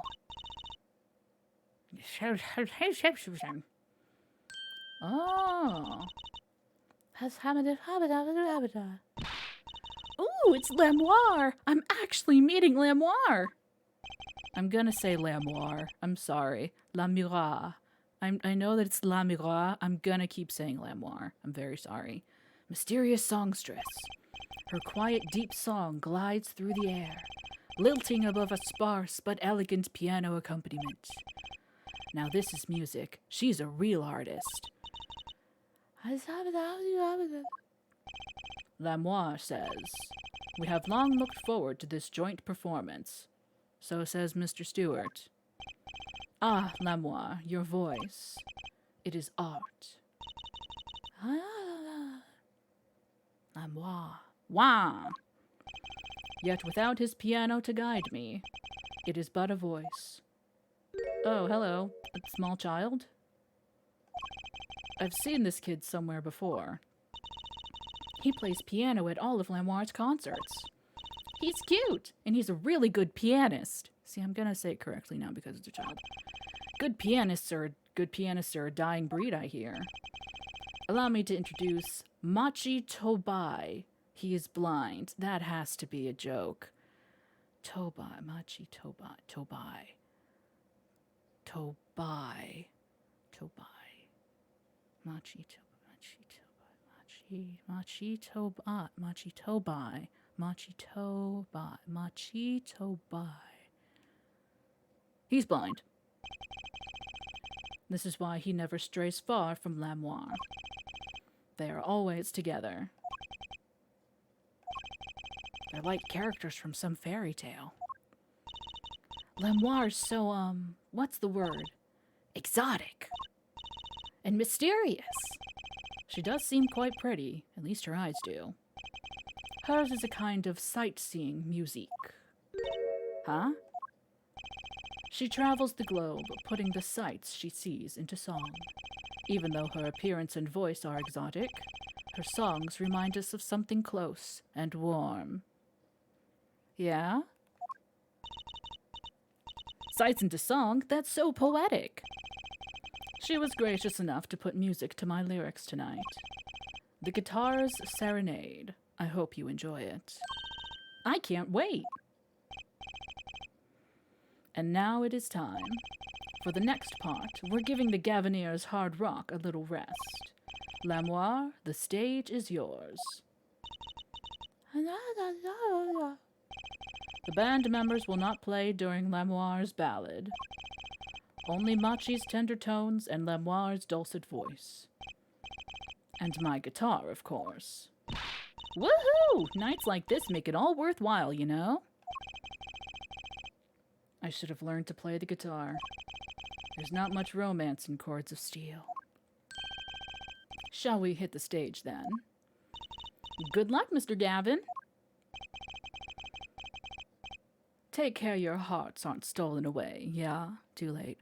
You have a good point, Sushi.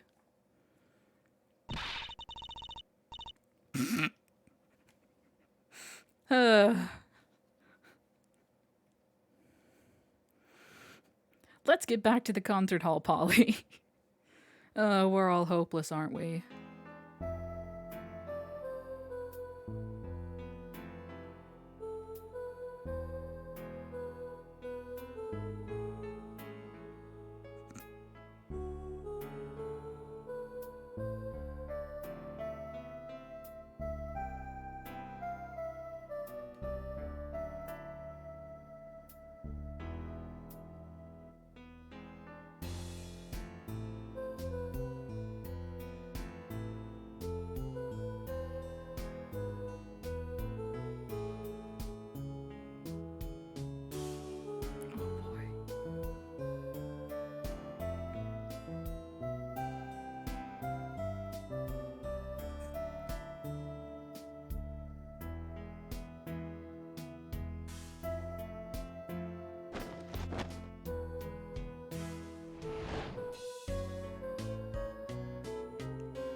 I don't know this song.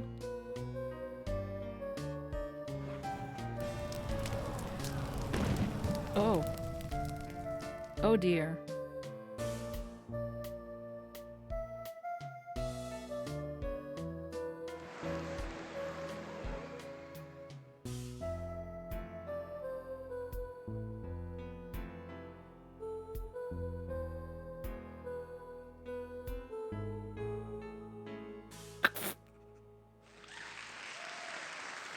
Oh no. Oh dear. That wasn't on the floor earlier. July 7th, 9:05 p.m. Backstage hallway. Wow, wasn't Lamoire amazing? I even cried a little. I was surprised Prosecutor Gavin actually burned his guitar. I don't think that was intentional. Yeah, that even surprised me, and I'm a magician. What a production. What a destruction. I don't think Prosecutor Gavin was expecting it either, oddly. He looked as surprised as I was. God, can we talk about that 3D model of Clavier? Oh, they really tried. They really tried so hard, but that was... Perhaps it's for the best that this game is in 2D. It was a different time. Is that what they call risking life and limb for art? I think he's my new hero. I'm not sure I'd call that art. Well, what are we doing here? Let's get going to Mr. Gavin's dressing room. There's 20 minutes till the last part of the show. How many breaks does this band need, and how many acts are there? July 7th, Gavineer's dressing room. What the heck was that? I was never consulted about it. I'm sorry, Mr. Gavin, sir. I've asked the man in charge. I play new rock, not great balls of fire. Speaking of fire, I have a good mind to fire whoever's responsible. He seems upset. What gave it away? Apollo Justice, were you the one who tried to torch me? What? No, I would never. Hey, I didn't do it. So much for risking your life for art. The guitar serenade is ruined. Ruined! Well, let's try to talk to him at least. I'm not sure that's the best move right now. Hi, how are you? Mad. You know what? You're mad. I get it. Oh, let's just take it all in. The police uniform hangs on the stand here. Ooh, I want to try it on. Nothing to see here. Move along. It's okay. You don't have to go that far to be special. I mean, you're not exactly the type who's just another face in the crowd. Are these lyrics from The Police, perhaps? Are these The Police? It's not a hog, unfortunately. Really? You think so? I guess you're right. Now I feel like a meanie for making that insinuation. Well, something has gone over my head.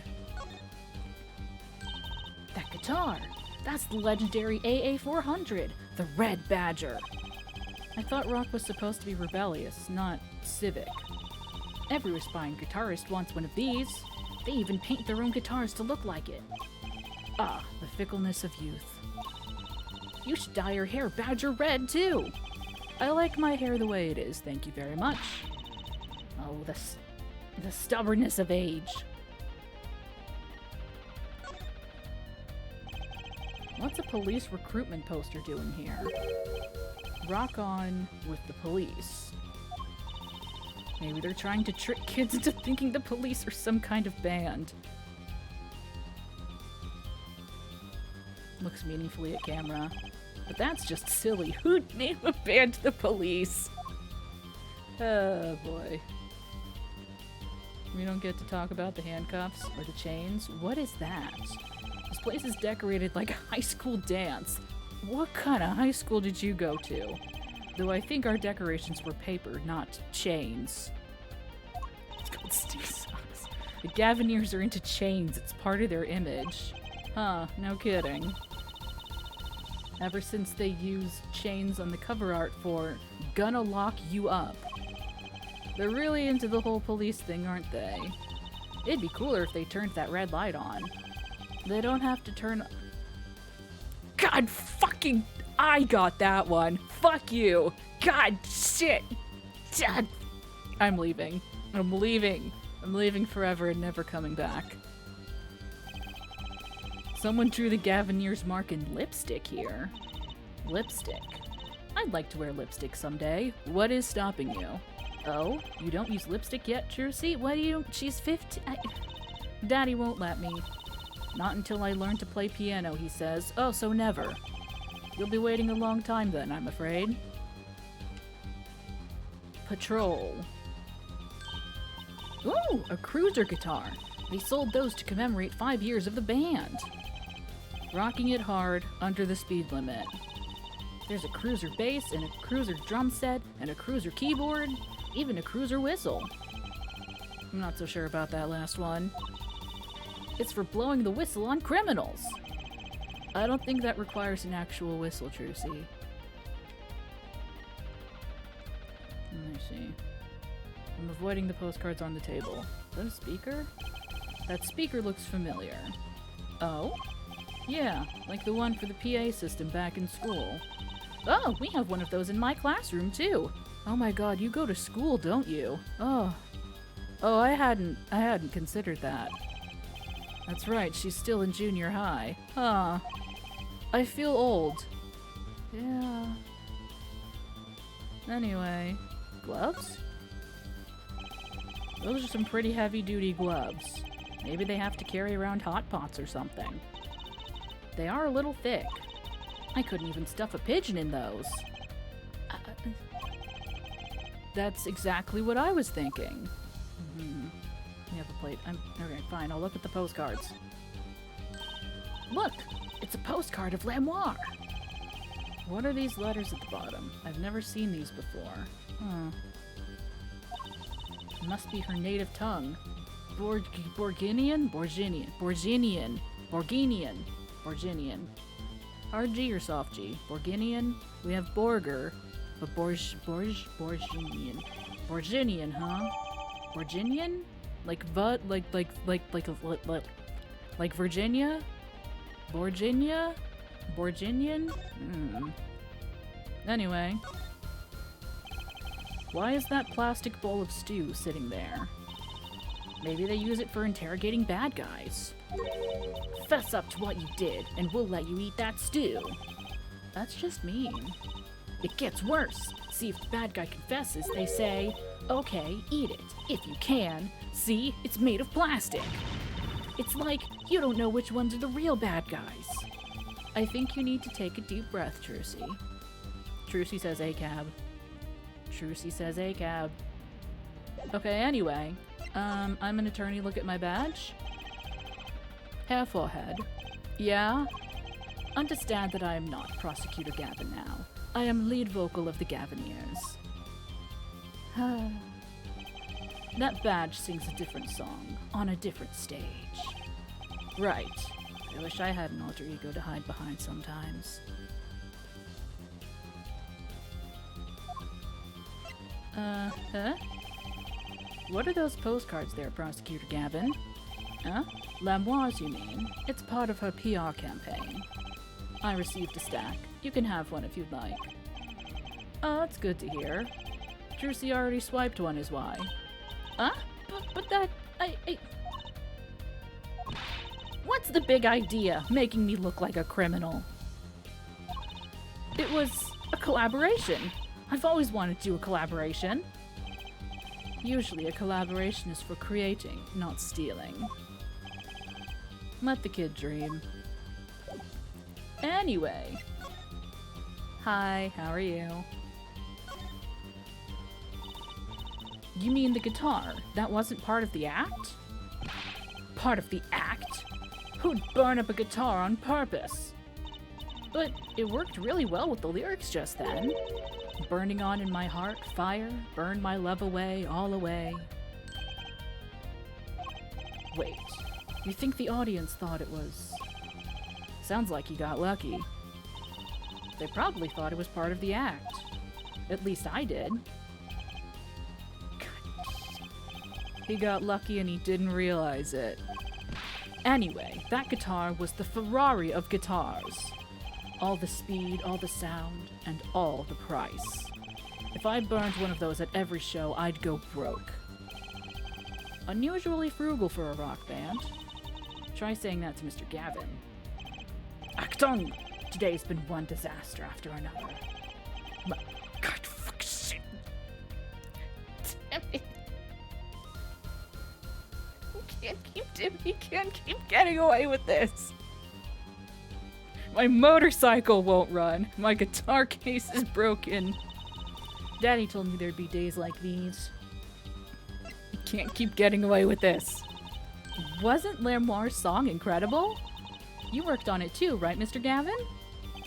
Ah, yes, thanks. It was a collaboration. I wrote the lyrics and she wrote the melody. You know, I was surprised she could sing in English. Sushi? I'm sure she practiced a long time for this day. Ah, here. What's this? A lyric sheet. It's yours. Signed by myself and Lamar. God, the... Yippee! Thanks so much. All I ever get to sign are client defense agreements. Lyric sheet added to court record. Almost time for the third act of the night.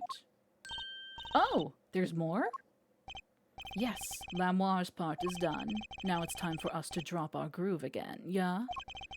Hope you're ready to catch it. Woohoo! Ready, Apollo? I think I'll pass. Eh? I liked the bit with Lamoire, but the rest could use a volume knob, turned way down. Apollo, you're getting old. Does 22 qualify as old to a 15-year-old? Yes. Well, I'm going. Let the old folks rest backstage, yeah? Time to rock. Hey, you're older than I am! By 2 years, that's barely anything. Fond of her Mr. Hat Trick, as she should be. Prosecutor and leader vocalist. Romaine, Toulouse.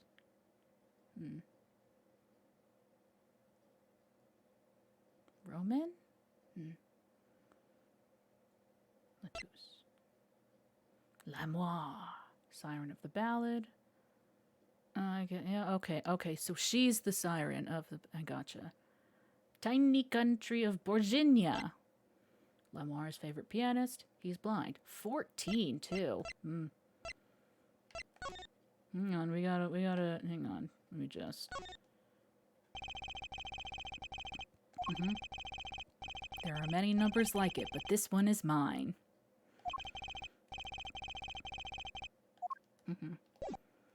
Very good. Sightseeing musique with a Q. With a Q-U-E.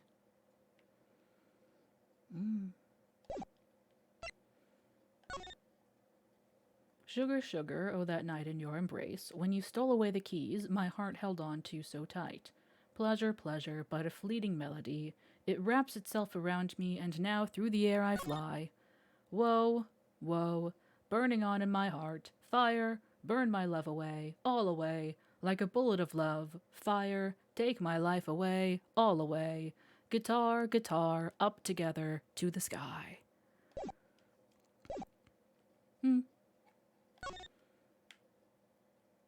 Can I re-examine all of these things without Trucy here to add to... Gosh, okay, fine, we'll do it real quick.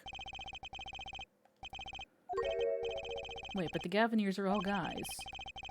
Maybe Prosecutor Gavin wears lipstick? This is very important information. I'm glad we looked. It was made out of a cop car door.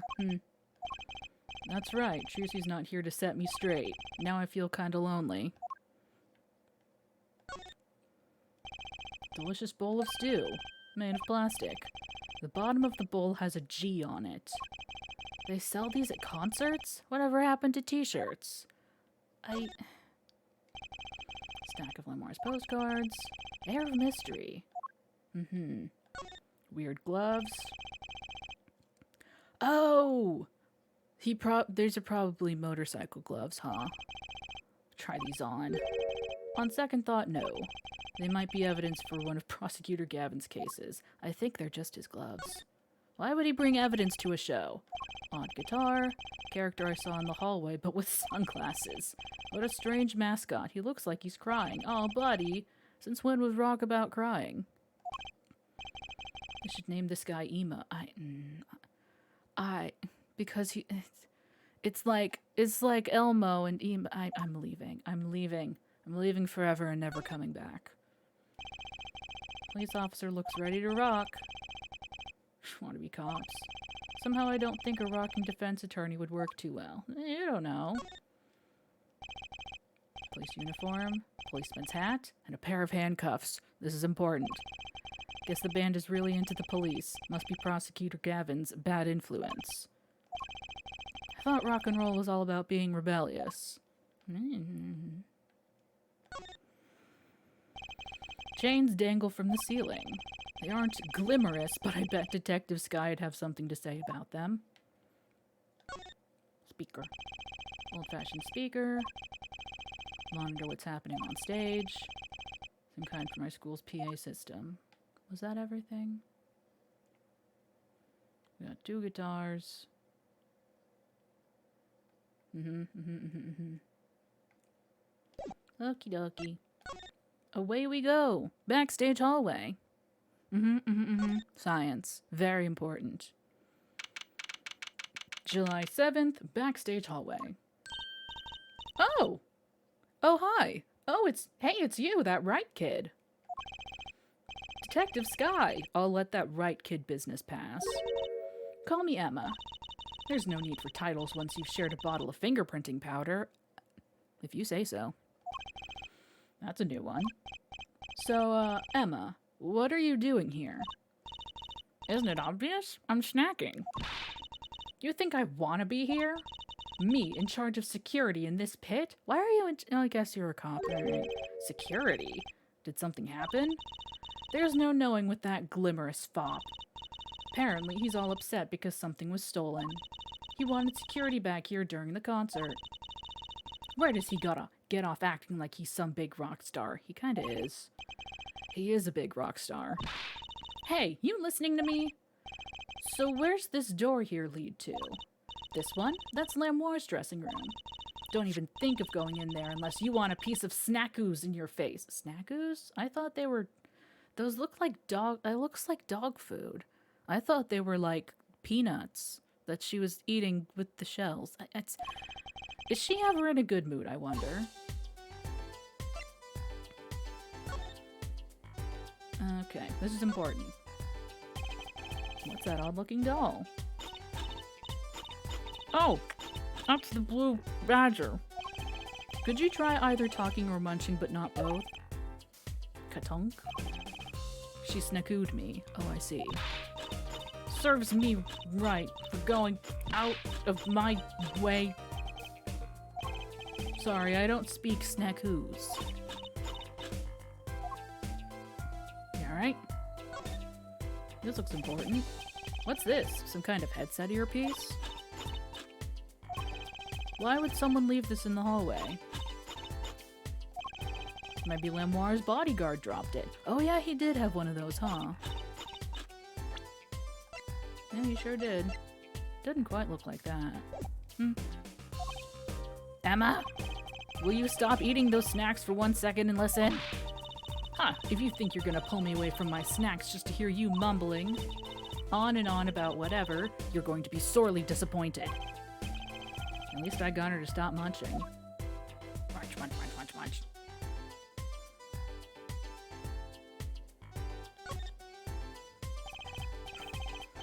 Gavanir's guilty as charged tour poster.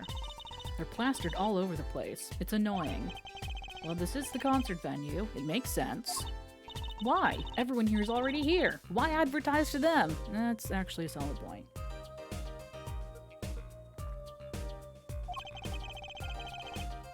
People like to see the poster at the concert. It's part of the experience.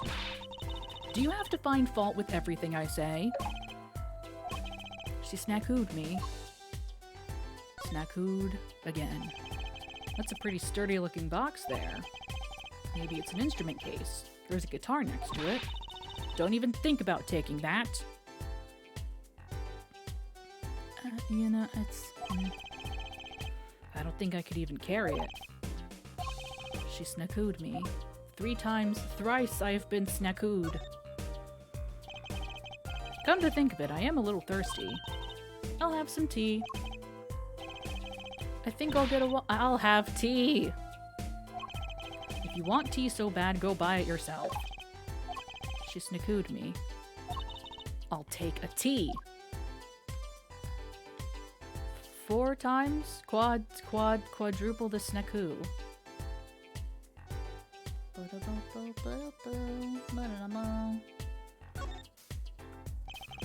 That's Prosecutor Gavin's, the Gavanir's dressing room.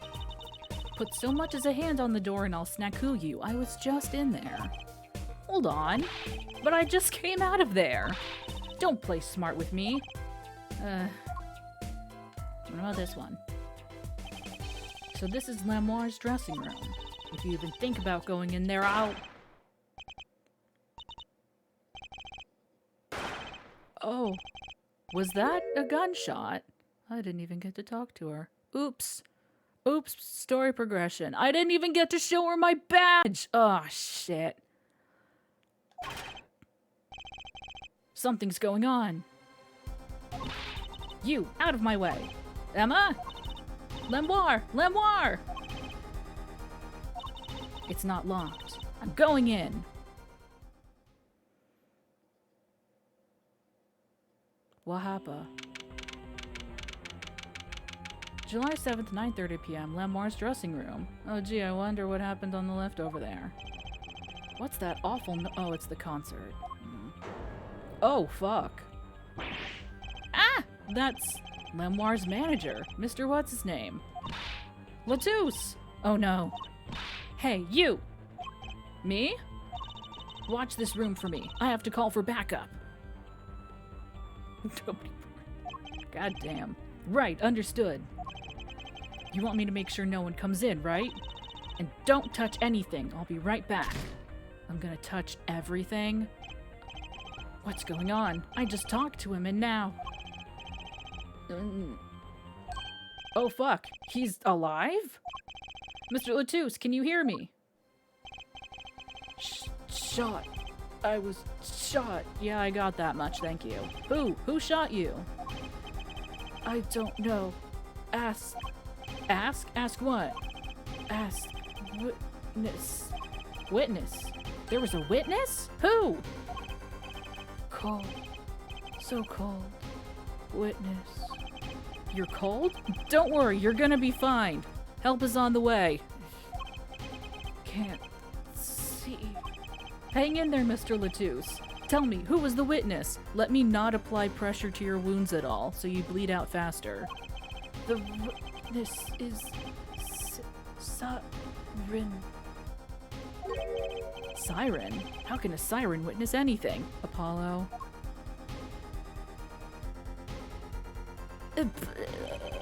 Mr. Latouche! Yipes! Emma? What was that? Who was there? What's wrong? Emma, did you see anyone just now? Huh? No. I could have sworn I heard a door close. The concert's been canceled. Backup's on its way. Is Mr. Latouche? He's dead, isn't he? That's terrible. I lost him. What do you mean you lost him? You didn't do anything. Romain Latouche. Shot. And I heard his last words. The witness is the siren. Whatever that means. Oh boy. Oh, Apollo. It's a shame you're stupid. July 7th, backstage hallway.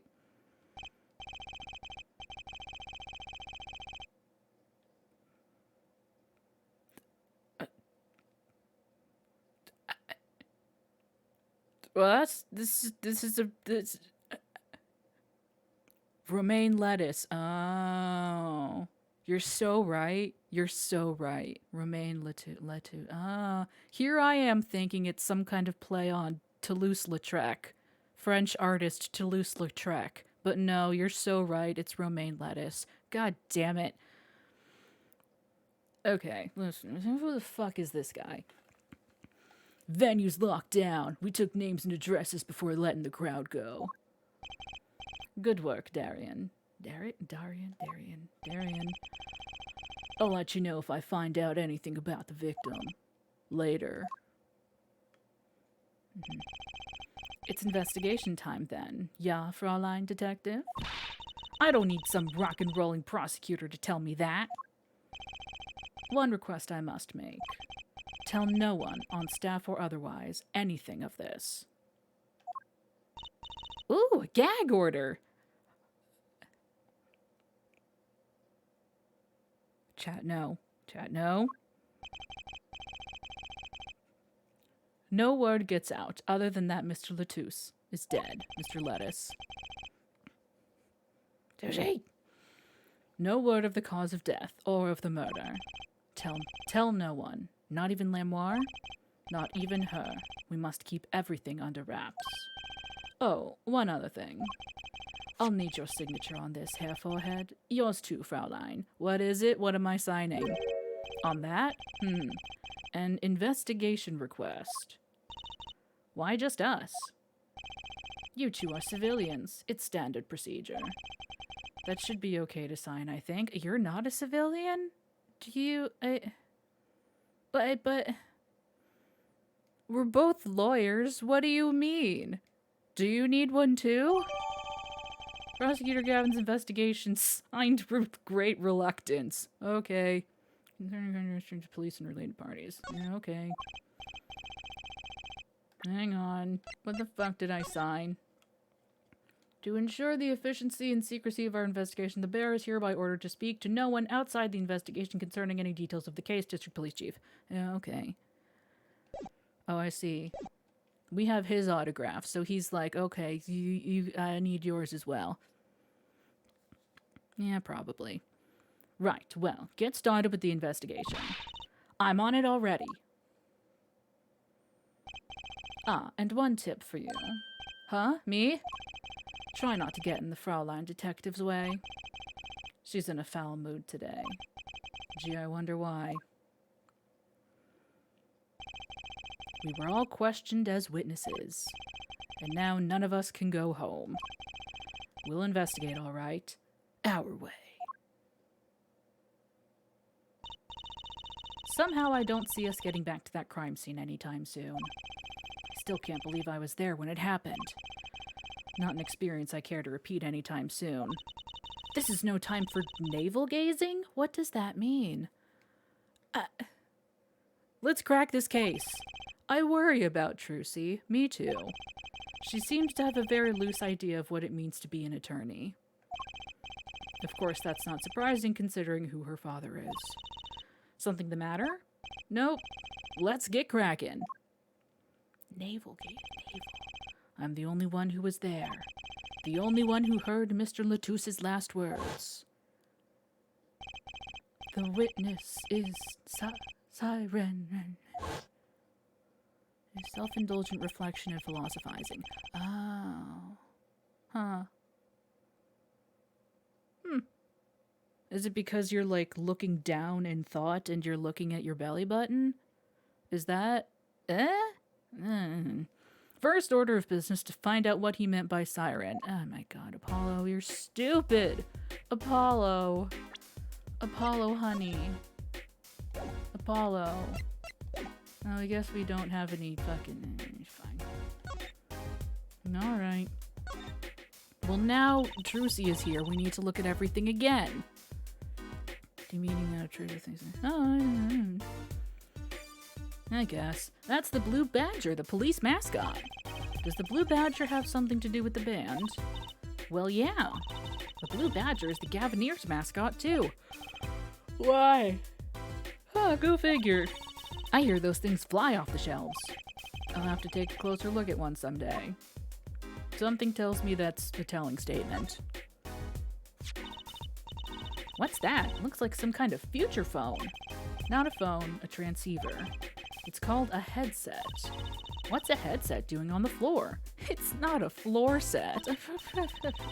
Wait, do you think Mr. Latouche might have been wearing it? Like one of those bodyguards? I don't think he was wearing one when we first met. The LED on this thing is lit. It must be on. It's totally lit, fam. Anyway, what's a headset with you? Boo. Boo. Looks like an instrument case. A big instrument case. There's a great magic trick you can do with one of these. Huh? What kind? The miraculous beautiful girl escapes the case illusion. So it's the girl who's miraculous, not the escape? So picky. A concert poster for the Guilty as Charged tour. I love that name. Guilty as Charged. Seems kinda negative to me. Well, why don't we do the opposite? Magician Trucy presents the Innocent as Charged tour. Kinda loses its impact, doesn't it? I'm thirsty, Apollo. Want something to drink? How about this one? A Steel Samurai soda. They have Steel Samurai soda? Now in real steel flavor. Huh? Here, my treat. Hey, this isn't enough change. The machines outside are cheaper. This one is highway robbery.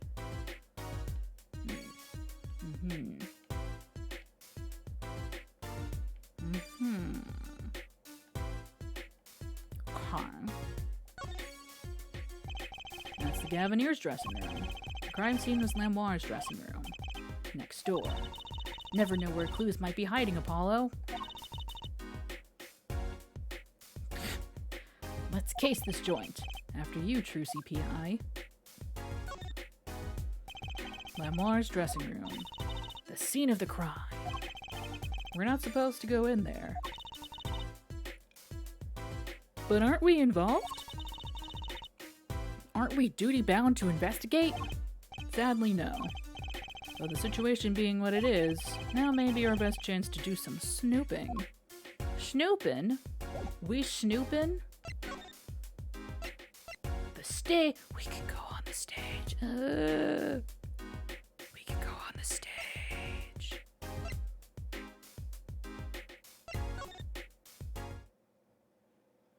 July 7th, Lamoire's dressing room. Oh, it's you. I figured you'd come. You have to let us investigate the scene, please. You're attorneys, no? Shouldn't you wait until you have a client? Latouche did tell me to ask the witness, the siren. With his dying breath, no less. Doesn't that count? No, you can't defend him anymore. Glare at me all you want. You'll get no snacks from me. Please. Think of poor Lamoire. Well, I suppose. You did find the body with me. Great, let's get to it. Strike a pose, nothing to evoke. Right. Just try not to touch anything. She's letting us look, and she's not munching her snacks. This bodes well. There are clues here. I can feel it. Leave no hanger unhung, no spot unspotted. Hang on, I missed my chance earlier. I'm an attorney, look at my badge. You always carry that around, do you? Just like Mr. Wright. Huh? It's good to never let yourself forget who you are. I'm proud of you. Keep up the good work. Come to think of it, why do I carry this around? Though I suppose that's one compliment it's got me. Hmm. Sorry, can't comment on anything not scientific. Yeah, that's fine. I am a forensic scientist after all. Hmm. No. Hmm? Nah. My science glasses. Yeah, this looks important. What a pretty brooch. Oh, Emma. You're not gonna say, "Can I have it, please," are you? Oh. Look, you may be a cute little girl of 15, but that doesn't get you any special treatment with me. Oh. It's not healthy to envy the young, Emma. It's not about envy, it's about tampering with evidence. Note to self, Emma lacks a sense of humor. Use caution. You need to learn to respect your elders a little. Something seems so familiar about that brooch. Brooch added to court record. Strangely familiar. Let me look at it.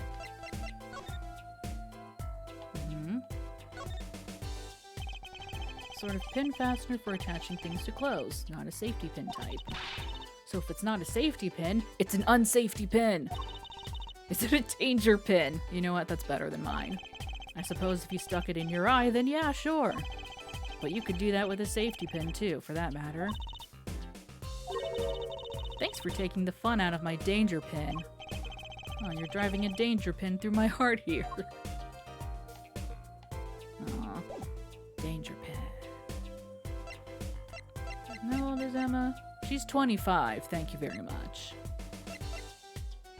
Shot during the performance.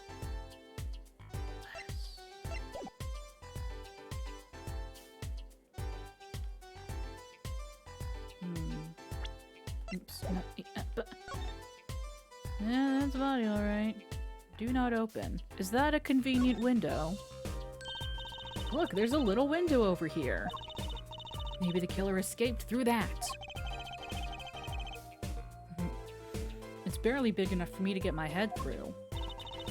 Not to mention it only opens a crack. What? I was just saying it's possible. Right. No harm in that. Except I'm pretty sure it is impossible. You could peek into the room through it though, you know. It says do not open though. Who would break the rules like that? Listen, I know the body is here. I know this is a very important room. But, we can also go onto the stage. I feel like, well, hang on. This is also important. We need to investigate. July 7th, Gavinier's dressing room. Huh, looks like nobody's here. Damn it. Prosecutor Gavin's probably busy with the case, too. No rest for the wicked. No rest for us either, Apollo. Let's get rockin'. Rock! Okay. Stage. July 7th, in the wings. The stage looks empty. Wait, I get up in stretch time. I was hoping to get a chance to talk to Prosecutor Gavin. Me too.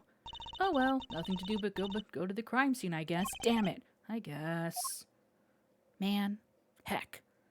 Get up in stretch time. Take it away. Well, hang on. Get some music going. I don't leave you all in the silence of the void. There you go. Enjoy Emma's theme.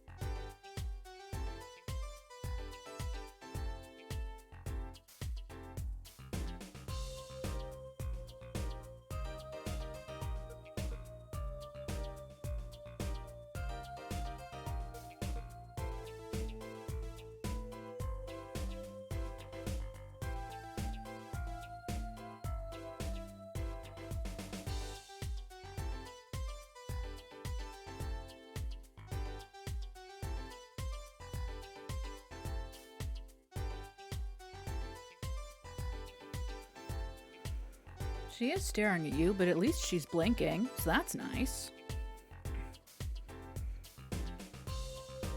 Hey Emma, how's it going? Tell me about the victim. Mr. Romain Lettuce, was it? He was Lamoire's manager and interpreter, apparently.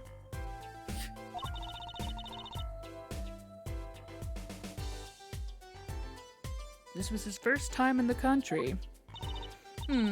So I'm guessing he didn't know many people here. It doesn't seem likely. How's your victim? Nor can I think of anyone with a motive to murder him. Except for one person, of course. One person? Who? Lamoire. No one here might have had a motive, but she's from... What are you talking about? Hey, it was Emma's idea. I said nothing. Always with the snacks. He's a big man, or was. Holy boo. Boo! I don't think even I would win in a fight with him. Which is why whoever it was used a revolver, I'm guessing. We've sent a request to the Borginian embassy for more info on him. Send me as well. How's your crime? Well, you and I know more about the crime than anyone. You do? That's true. It was us who found the body. What? I guess that's what I missed for watching the concert. Hey, I wish I was watching the concert. Anything would be better than this. Well, we know the crime took place during the concert. Oh, detective! Welcome back for 4 months. With Prime. Thank you. We do have never mind. During the concert, and when we heard the shot and entered the room, we have Clavier's hog. We always have Clavier's hog to fill the void. And the room, the killer was already gone. What? But that doesn't make sense. You came in when you heard the shot and no one was here? How did they leave the room? That window's a little too small, innit? The mystery of the disappearing killer.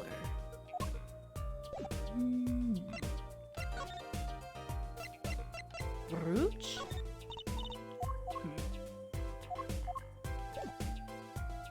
Okie dokie. These look conspicuous. Are these bullet holes? Looks like it. There are 2 here in the wall. From the look of it, the victim was shot once in the shoulder. The first shot must have missed. But there are 2 holes. Wouldn't that mean 2 misses?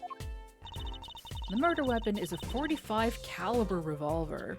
That's a lot, right? Very powerful. I believe what we're seeing here is the mark left by the second bullet after it passed through his shoulder. Ouch. Sounds painful.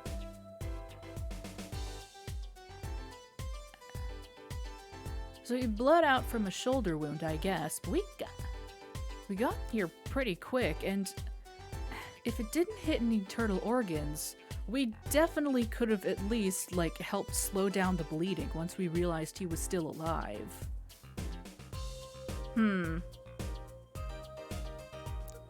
I can't help but feel that more could have been done to prevent this man's death, but okay, sure. No kidding, I wonder about this murder weapon. Brooch. Trucy's still after that brooch, clearly. No way! If you want one that bad, get your daddy to buy it for you. Daddy always says, Trucy, if you want something, go find or borrow it. Oh, and when in doubt, beg. Leave it to Mr. Right. I should be concerned about Trucy's future, but I'm more concerned about the owner of that brooch. The brooch. Huh, another ladder. Oh, God. Actually, it's technically a step ladder. Well, hello, Miss Fancy Pants. Please forgive my lack of ladder discrimination. I'm less worried about the stepladder and more worried about why it's there. Why is the ladder there? Well, to climb, right? To reach something on the ceiling? I still say it's a stepladder.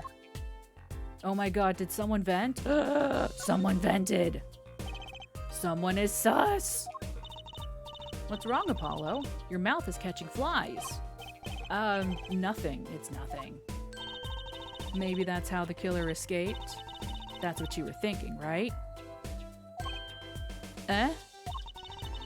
When we arrived on the scene, the killer had already fled. They must have had a way out. And that air vent is one possibility. But it's much too small. Not if the killer were about your size, Trucy. I didn't do it! Eh? I was cutting up the dance floor at the time, thank you. I know. Of course I don't think you did it. It's hard to tell with you sometimes, Apollo. What have I done? Another speaker. Blaring at the time of the murder. That's for monitoring the stage from this room. Monitoring? It pipes in a real-time feed from the stage microphones. Useful for knowing when your set is coming up. Yes, I seem to recall it being loud and vaguely musical.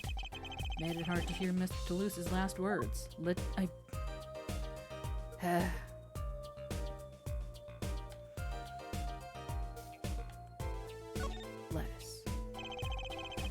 Another Gavineers poster here. I'm just about sick of seeing those personally. Maybe I'll tear it down. Haha! No tampering with the crime scene, Emma. Maybe there's something else that can tear to shreds. Don't look at me! We got some wine. Ooh, Apollo, can I eat some of those, please? Oh my god, Mr. Hat. No. Mr. Hat would never betray us like that. I just know it. Absolutely not. I know. But still, I yearn. But Trucy... Look, you're not the only one eyeing that fruit here. Well, then what are we waiting for? Let's eat. Right. Whoa, stop it. Are you too crazy? Emma, you of all people should know better. But she tempted me. She's a temptress. She's 15. Please grow up. We got a television. Ah, Apollo. Look at that thing. It's huge. That's a TV! Yeah, a wide flat screen TV. I want one of those. Eat your burgers, Emma. You'll be wanting for a long time on your salary, Junior. Wait till you're as famous as Mr. Wright was, then dream. I don't think Daddy was ever rich, even when he was in law. Great, just stomp on my dreams, why don't you? Case closed. What is this? What's this poster? Let's see. This summer, Illegal Eagles production of Case Closed. Looks like a poster for a different show. One I wouldn't mind seeing real soon. Oh yeah, I get it, because Case Closed.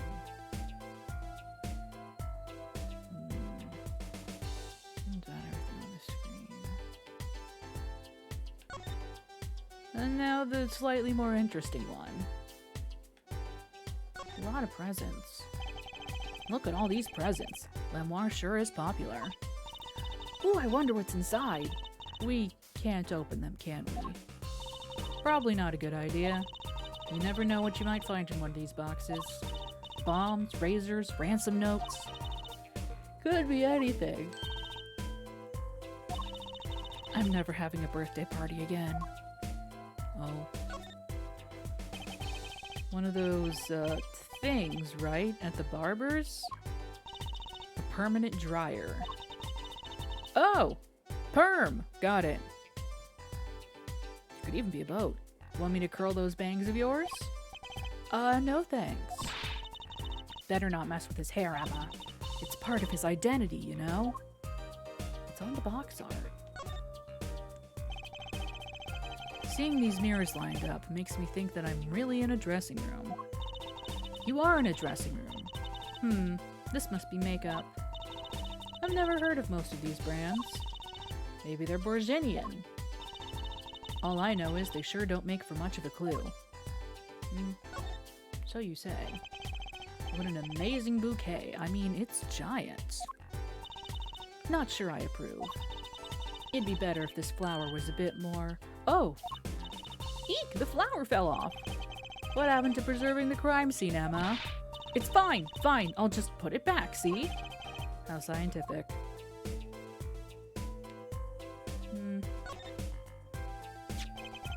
This is the murder weapon, isn't it? This revolver. That's right. A big 45 caliber revolver. Hi, Mittens. This is the large man from earlier. He's dead now. I wonder who brought this in here. I thought only police were allowed to have one of those. Why are you giving me that look? I didn't do it. I didn't... Listen, I was out in the hall eating snackoos when it happened. I know, I know. No one here thinks you did it, Emma. It's hard to tell with you sometimes, Apollo. Hey, what did I do again? Wait, if the killer brought a revolver, it must mean they had planned this from the start. That's right? Revolver added to court record.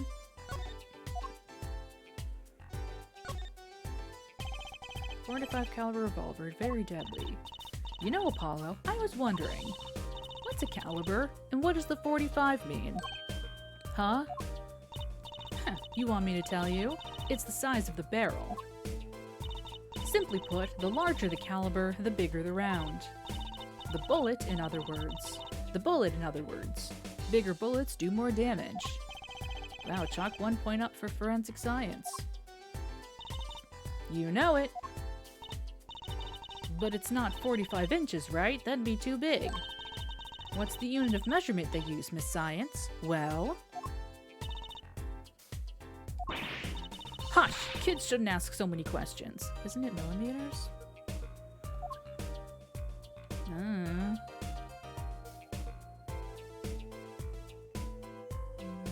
Ignoring the body on purpose. Looking at everything else. Okay, fine. Heck.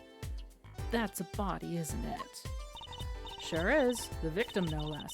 Let's take a closer look. Let's really traumatize this child. Go ahead, Apollo. You first. Me? No, you. You should go first, Trucy, really. Will you two stop bickering and get over here? She's munching on snackoos again. Hope she's not too annoyed. What is this? Eek! Is that blued? 0.45 inches. Ah! So it is inches, but it's a decimal. Got it. Neat! Why don't you examine this one, Apollo? You know more about, red stuff than I do. Yep. Says who? Something is strange about this blued. Is that what it looks like?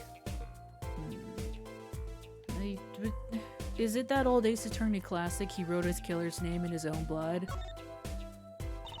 Apollo, look at his hand! He's holding something. Hey, no touching! You can throw all the snacks at me you'd like, Emma, but sooner or later, you're gonna run out of them. You raise a good point. I'm a bit intrigued by this scene. Let's take a look. Ah, see there? He's holding something. What's this? A key ring? A key shaped like a guitar. You think it might belong to the killer? Certainly a possibility.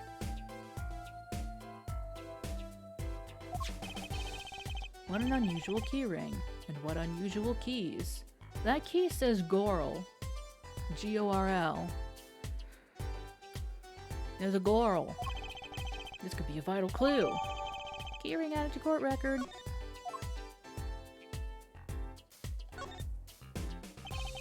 Body was holding a keyring. Wonder what it could mean. Must mean something. Doesn't look like the kind Mr. Lettuce would use. So the question is, whose keyring is it? Oh yeah, this guy's name is Romain Lettuce. His childhood sled. Well, you're practically a detective there, Apollo. Practically. I'm glad it brings them so much joy to mock me.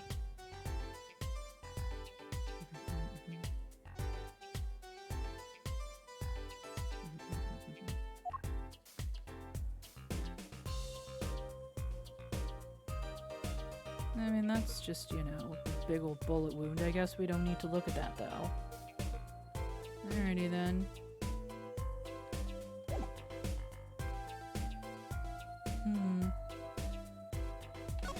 It seems like we got everything in here. Everything we needed.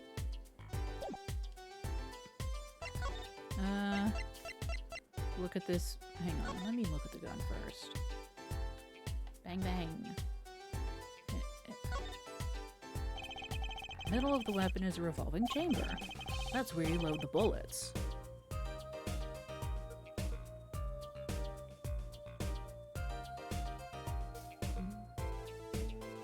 A revolver, see? Revolver. Revolver. That sounds a bit like Wonder Bar, does it? Especially if you say it really fast. I guess. You know what I always used to think? I used to think the closest sound to Wonder Bar was one liver. There's just so many words in the world, Apollo. Isn't it amazing? So many different words, so many different people. People like Trucy.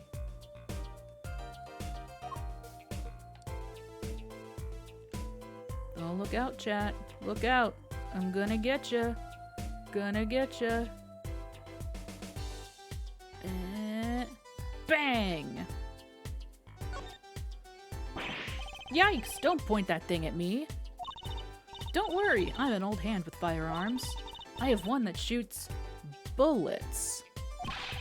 I don't want it shooting any bullets, thank you. Not those bullets, silly. My gun shoots Bullets the Magic Cat. We need to meet Bullets the Magic Cat. A cat comes out of a gun. I can tell by your expression you've never heard of that trick. It's a great one.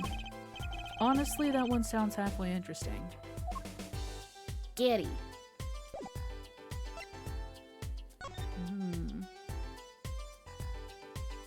Oh, we recognize that symbol. Let's see. Guitar.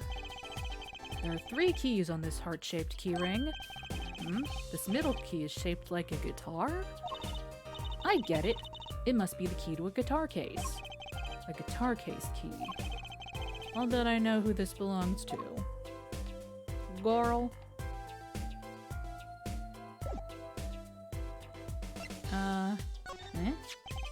So this is the murder weapon. This revolver is incredibly heavy. It's been fired twice. You can still smell the gunpowder.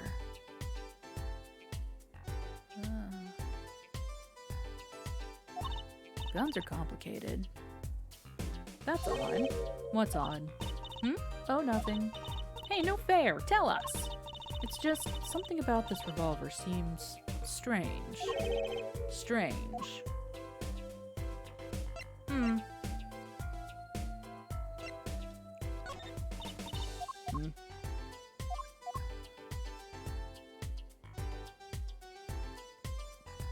Hey, Neuro. How are you?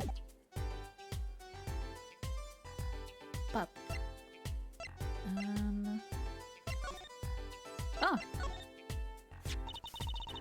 What do you think about this revolver? Well, it's pretty big and heavy. That's right. It's a .45 caliber. That makes it one of the deadliest revolvers around. Even the police don't carry guns this big.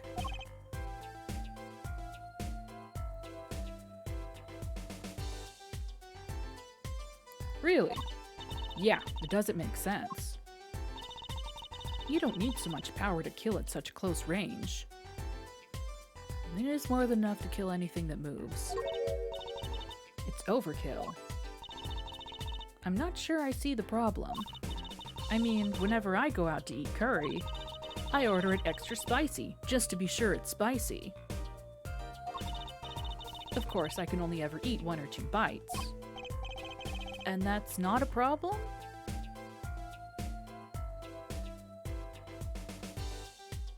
Yeah, Yeah, you say that. Anyway, there's another thing about a gun this big. It puts a lot of strain on the shooter. Strain? Yeah, say if you were to fire this revolver, the recoil would probably dislocate your shoulder. Ouch! It's like the shooter's a victim too. Yet the killer used this revolver, and quite well. I'm guessing whoever did it was used to shooting. Used to shooting a high-caliber weapon. Well, that's about it. I think we've looked at just about everything there is. I guess you're right. I know how you're feeling. It is hard to know when to stop. But anything more involved has to wait until the squad gets here. I suppose. Yeah. I'll go report the evidence. Sorry, but could you wait here till I get back? Huh? Oh, actually, we have to... Great, thanks! Okay, bye. She left. What do we do, Apollo? She told us to wait. Great. Now how am I supposed to investigate? Oh well, I guess it can't be helped. Let's go. Huh? Go? Time's a-wasting, Apollo. We've got a lot of ground to cover. Well, that's true, but... On second thought, why not? I'm sure everything will be fine. Let's just leave this crime scene completely unattended. Of course it will. Let's go! What if I didn't leave? What if I just stayed right here, as instructed? What if I just waited right here? You don't know.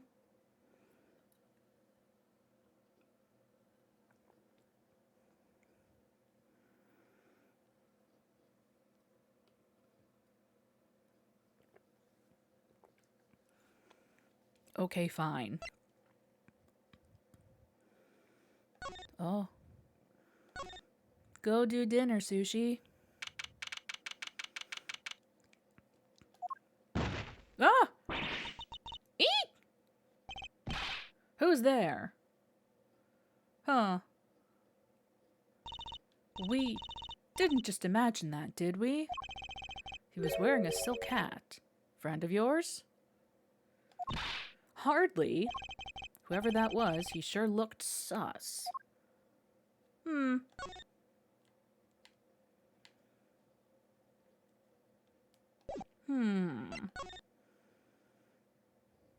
He vented. It's true. Is anyone in here now? Dang it. Fine. The stage. July 7th, in the wings. What is it with today? Problem after problem. Achtung. You ain't kidding. It's the two leading members of the Gavineers, Apollo. Clavier on vocals and Darian on guitar. They're so cool. I have a hard time thinking of Clavier as anything but a prosecutor, honestly. Huh? What are they arguing about? Probably the case, I'd bet.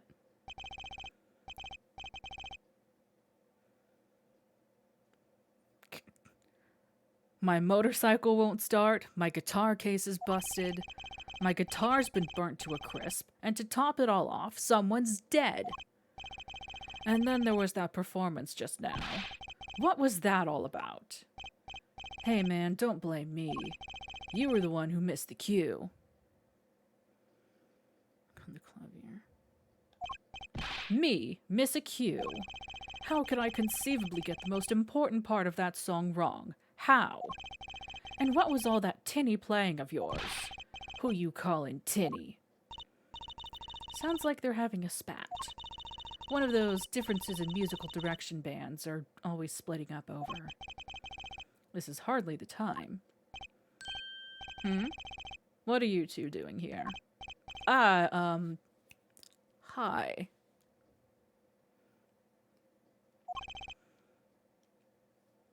So cool. We were just discussing the investigation, if you don't mind. Sorry, wait, you were what? Listen, you need to confirm that with the Republic of Virginia, Detective Crescend. What? Darian Christian. Later, Viz. Thanks for hanging out. Right. Anything else? What did he just call him? Detective. Detective. Boo. Boo!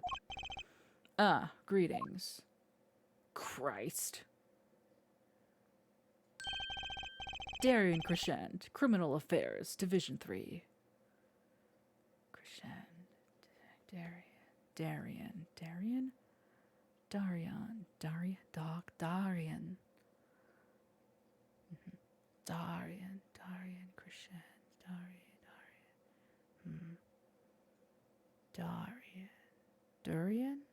Durian Crescent. Decrescendo?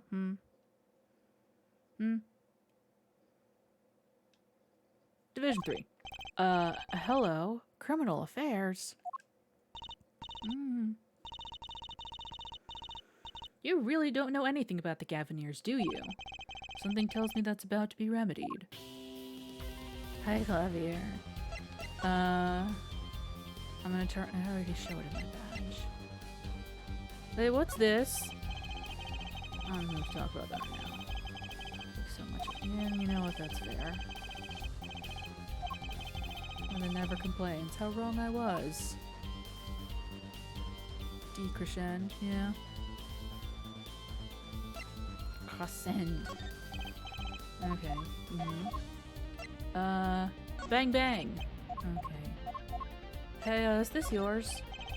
I was wondering if you knew anything about this. That. Does it look familiar? Familiar? It's mine. That's my keyring. Oh, honey. I've been looking all over for it. What? This is yours, Mr. Gavin? I knew it. Apollo? How can you make that I knew it face? This is the keyring that was... Yeah, I know. Thanks anyway. So, where did you find it? Oh, nowhere. Actually, the victim was holding it. Like he was trying to keep it from the killer, even if it meant his life. What? The victim? You mean Mr. Lettuce had my keys? Indeed. When will my trials be over?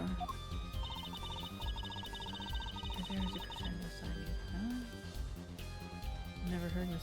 Speaking of trials, I've never heard Mr. Gavin whine in court like he has been today. I mean, he's a professional. Emma was right about the fop, I'll give her that. Apollo! Mr. Gavin, maybe we can help. Tell us about your troubles today. I really don't think that's... Tell us! And we'll keep mum about the keyring for now. Are you blackmailing me, Fraulein? There's a tan, guitar case and a motorcycle, and a mysterious third key.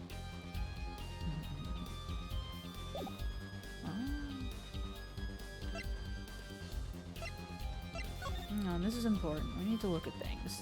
Piano. That piano looks much bigger close up. Machi played so beautifully. Yeah, like a real pianist. That's just silly, Apollo. How can you call someone as good as Machi a pianist?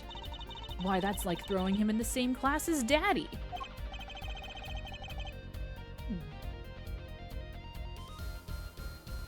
Good thing Mr. Wright didn't hear that one. What's this? Look at all these electronic devices. I'm guessing they have something to do with sound. Well, I guess when we can fiddle. Let's see here. Don't touch that.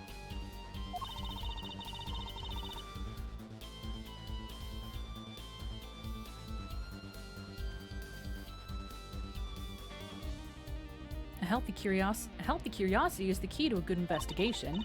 When in doubt, fiddle. That's what Daddy always says. It should require parental testing, clearly.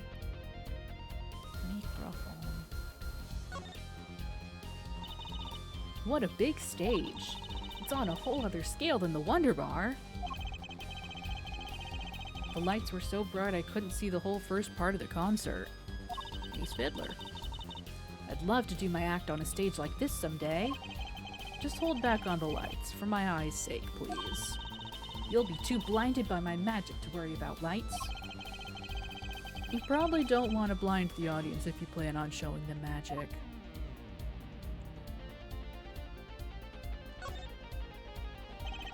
Now that's a big instrument case.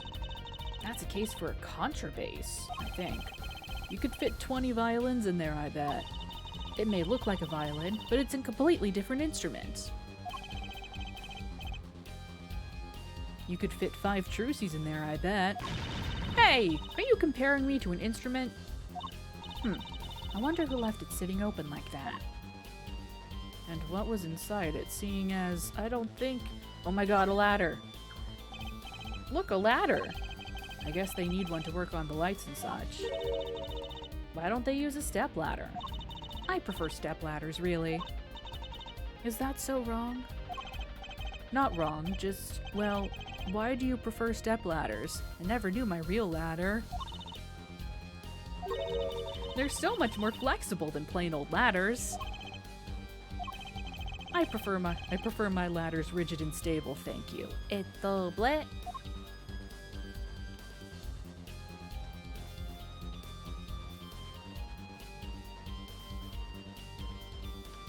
Et doble. Alrighty. Hi, Clavier. How are you? About the crime. Which crime do you mean? The murder. What else? Oh, that. For me, today has been a hit parade of crimes, you see.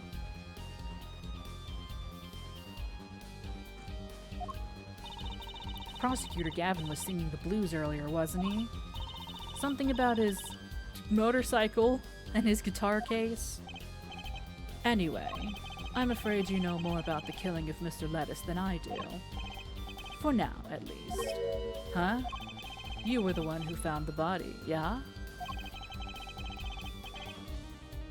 While we were in the middle of a performance, no less. Aren't you gonna examine the crime scene, Prosecutor Gavin? I'll leave that to Fraulein Detective. Wouldn't want to step on her toes. They're not exactly best buddies, are they? Emma and Prosecutor Gavin, I mean. Well, what to do next? We've already checked out the scene. Prosecutor Gavin may be right. He might be the most informed for once. They are indeed, Constable. Maybe Prosecutor Gavin can shed some light on things we found. Yeah, I already gave him his keys back. I don't believe you, Apollo. How can you come to this concert and not know about the Gavineers? It's not surprising. Why, even our ancestors knew nothing of America's existence once. Why are you... I know America exists. The Gavineers aren't just an average rock band, Apollo. Each member is connected to the police somehow. The police? The real police. By day they pack heat, but by night they heat up the stage. By day those lips interrogate, by night they sing songs of unrequited passion. Okay. They debuted 7 years ago with 13 Years Hard Time for Love. That's kind of a mouthful. Then came Love with No Chance of Parole and My Boyfriend is the Prosecution's Witness. The list of hits goes on and on. These seem oddly specific. This here's my right-hand man, Darian Crescent. I make the melodies, and he attacks them with his guitar. He's a bit of a rogue, really. Yeah, it sure is, huh? It's the thing. Yeah. And this guy's a bit of a perfectionist. When a performance goes the least bit wrong, he goes into this funk, just like today. I'd hope murder would be a bit more off-putting than a ruined concert. The concert today, a disaster. I'll get to the bottom of this, and then we'll see who missed a cue. The missed cue? They were arguing about that before. Great, I love nothing more than questioning tormented artists. Oh boy. What's this missed cue you keep talking about? You heard it, didn't you? From the audience. Actually I didn't notice anything. See? No amateur's gonna pick up on that. I don't like how it wiggles. Can you guarantee an entire audience of amateurs? No. Now take a listen to this. What's that? A mixing board. We used it to record our concert tonight. Aren't we supposed to be investigating a murder? Well, we've come this far. Might as well go all the way. You've always wanted to learn about the recording industry, have you? Guilty love. Oh boy. This is but one of the devices used in recordings.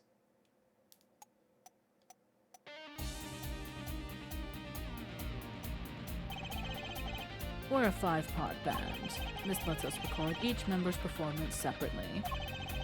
We use the sliders to adjust the volume for each part. Check it out.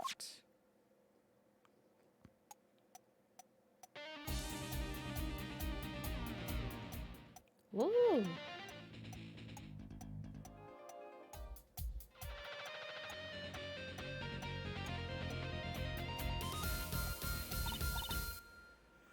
Wow, neat!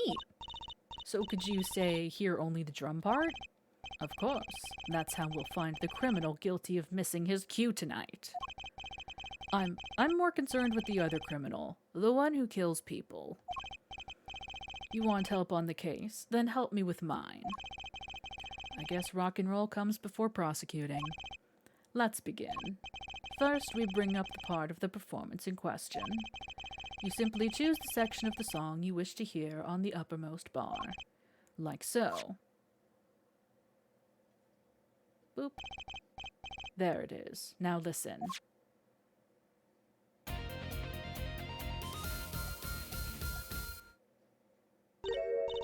Was something wrong?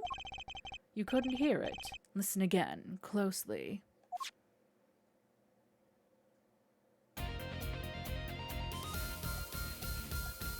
Oh yeah. The timing is a little off, isn't it? You see, there, right at the most important part. And even an amateur can hear it. An amateur with a mixing board, maybe. You're missing the point. We'll never stamp out crime until we're perfect. Perfect! Here he goes again. Right. Herr Amateur, you will prove my point. Huh? Me? You will find the missed cue. You will tell us which instrument, which part is the guilty party. But how? Did I not just explain it? Move the sliders with the to adjust the volume from each part, then you will find the part that hopelessly bungles the cue with the. You'll find it with your untrained amateur ears. Nothing to do but try, Apollo. I guess. I'll admit, this looks kind of fun. Yep, Alvin, gotcha. Yeah, Press Y to point it out. Time to rock. Well.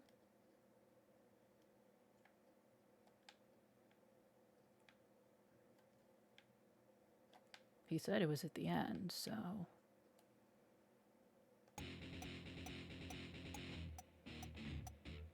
Ooh, yeah, no, that doesn't sound good. That doesn't sound quite right.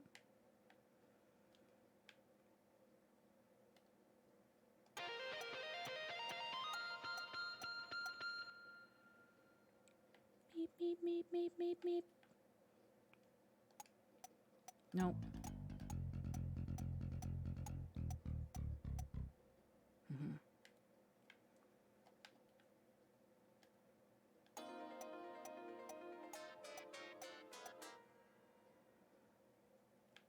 Do-do-do-do-do-do.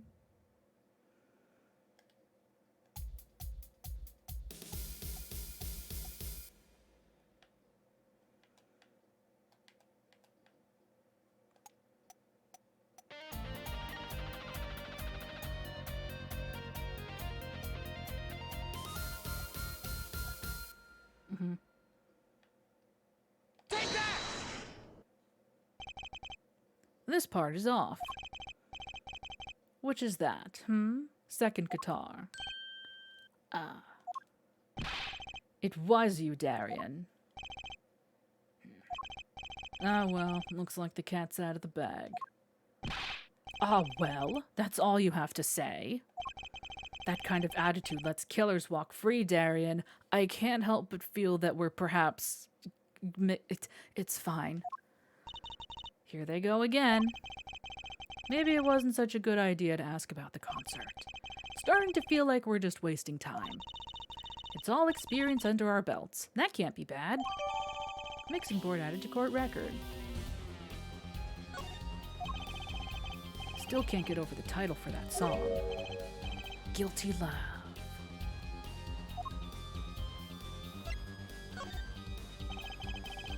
You were saying something about your motorcycle not starting. And something about your guitar case being busted? You're well informed. You just mentioned it.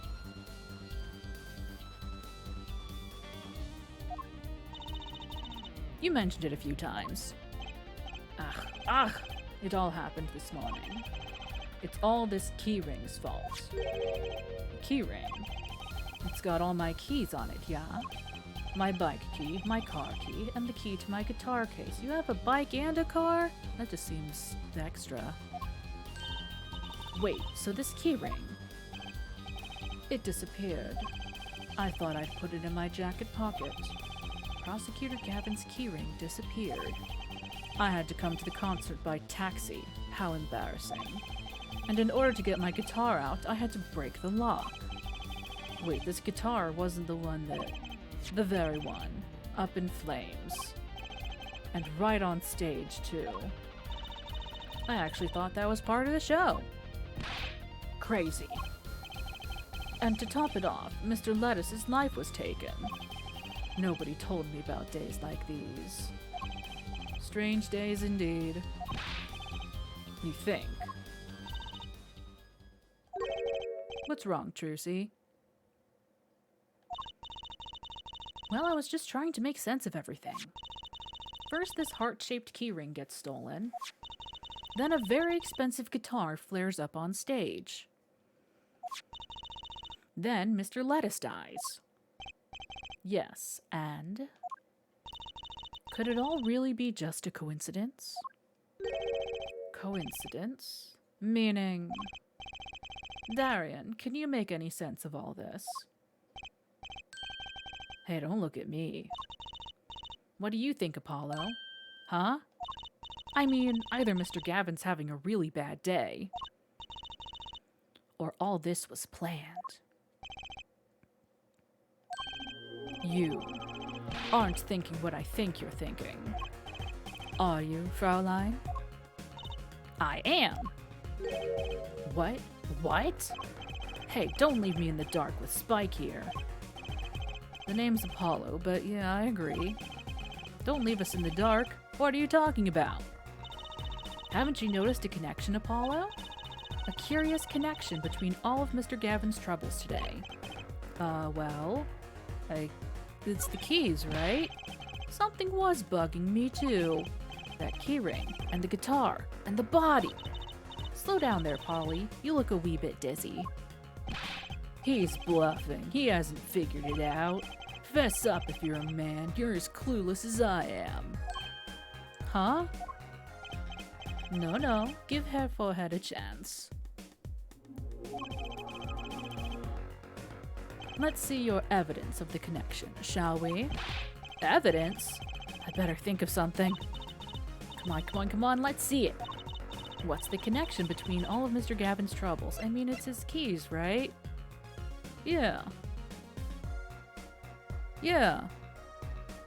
Take that! The connection is this, right? Oh.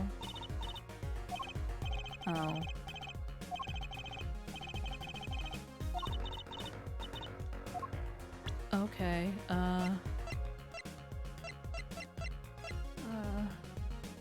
look at my badge.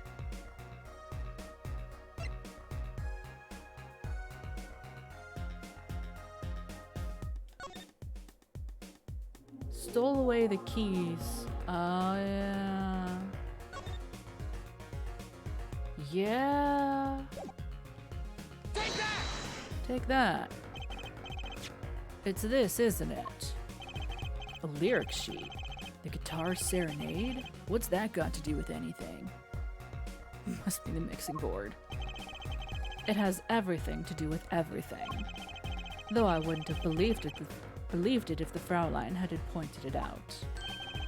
What are you talking about, man? Enough with the riddles! Maybe it is a coincidence, or perhaps it means something. Don't you think, Fraulein? I do. Everything that's happened to Mr. Gavin today is predicted in the lyrics to this song. What? No way! Bad salad. Look, just think about everything that's happened to Mr. Gavin. Let's list them in the order that they occurred. While reading this lyric sheet. First, the keyring was stolen. And not just any keyring, a heart-shaped keyring. That's right here. When you stole away the keys my heart held on to so tight. This is a heart holding keys. And next, his guitar burst into flame. Burning on in my heart, fire burn my love away.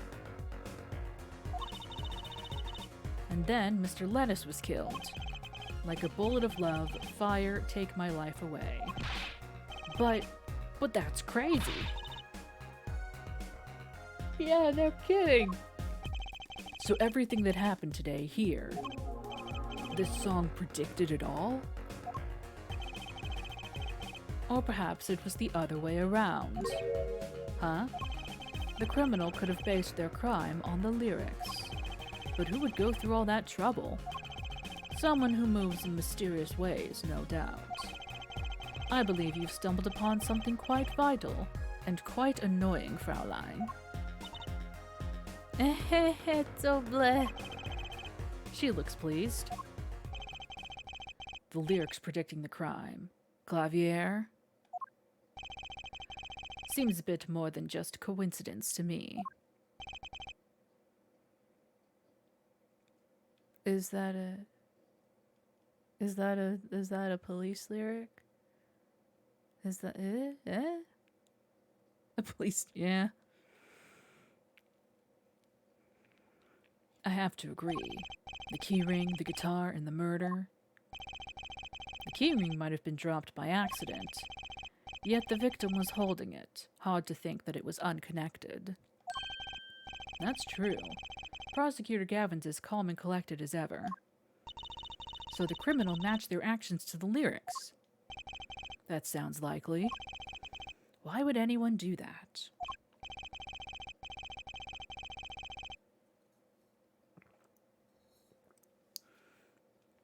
While we think about that, I'm gonna get cracking on the biggest crime here. I'm gonna talk to the Borginian embassy about this Mr. Lettuce. Ah, right. Thanks, Darian.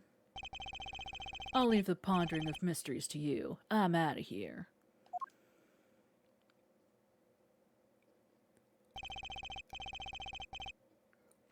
A foreign national, Mr. Lettuce, was killed. It seems like that would have to be the point of all this. But they did more than that. They left us with not only a murder, but a mystery. A murder mystery? Say it ain't so. Mr. Gavin sure is irritable today. Maybe this is the real prosecutor Gavin we don't get to see in the courtroom. I've had enough, frankly. If you find any more mysteries, do me a favor and keep them to yourselves, yeah? Yeah. I guess this is all we're gonna get from Prosecutor Gavin. That leaves Lamoire to question. Prosecutor Gavin, do you know where Lamoire is now? Ah, I had her go to my dressing room. With that pianist, Machi Tobai, of course. She seemed rather shocked by Mr. Lettuce's sudden passing. The Gavineer's dressing room. Got it. I've been in there 5 times.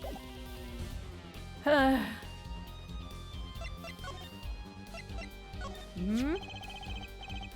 I wrote those lyrics, you know, though it was Lamoire who gave them life. Wow, that's beautiful. Yarr, maybe I should try to write some lyrics someday.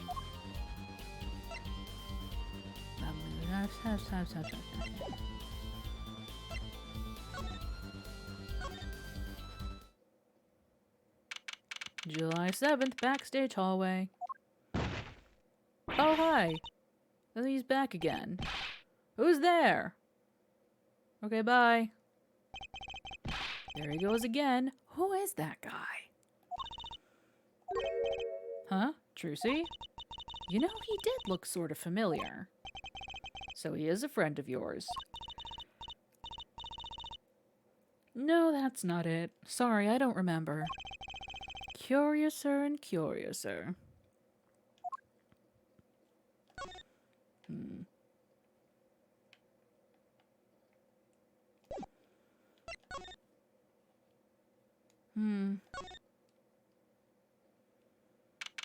July 7th, Gavinier's dressing room. Ah, Lamoire. What has happened? I heard that Mr. Latouche has died. Lamoire, you speak? English, I should say? I mean, you speak English? Ah, yes. I was invited here from the Republic of Borginia, but I am not Borginian by birth. But wasn't Mr. Latouche your interpreter? Ah, that. Yes, well. It was Mr. Latouche's idea. He thought it would add to the mystery, you see. Then your pianist is also... Nah, he's actually blind. No, Machi Tobai is Borginian. He does not speak English. Now please, tell me, what has happened to Mr. Latouche? Why did he... Actually, Mr. Latouche was... Trucy? Huh? Remember what Prosecutor Gavin said? Not a word. But Mr. Latouche is Lamoire's manager. That's not fair to her. I mean, isn't she a related party? No one outside the investigation. I don't know. Precisely who Prosecutor Gavin doesn't want to alert, I'd suspect. All we have been told is to wait here in this room. It is very unsettling. I'm sorry, we're trying to figure it out ourselves. Do you think I could ask you some questions? Of course, I am always willing to help. She's as calm as she looked on stage. I can't put my finger on why, but I like this Lamoire.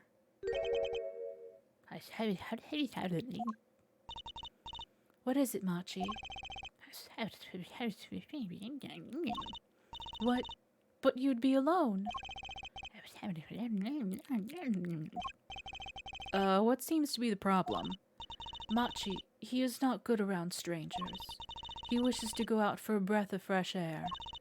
Would that be all right? Sure. No, it's not, but sure, of course. Okay, bye. Very well. What is it you wish to ask me about? Ooh.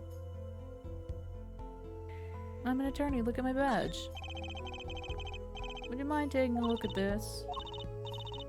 Don't know what to say. Wish I could help. Oh, don't worry about it. Hmm? It's your... Okay.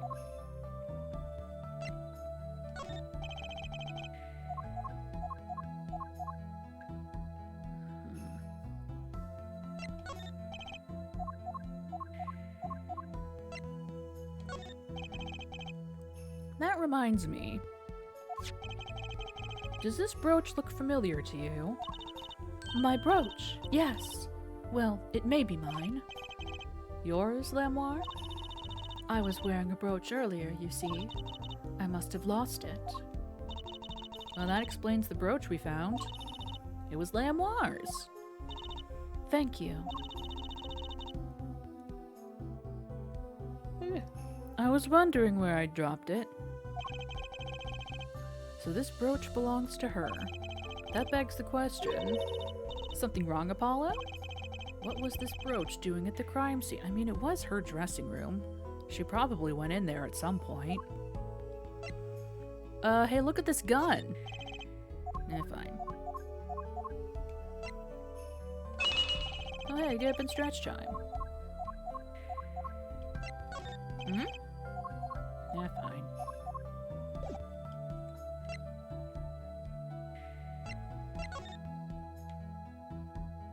Yeah. Tell me about yourself. The Republic of Virginia. That's in Northern Europe, right? I've never even heard of it. I started out singing in a restaurant. Then a producer called me.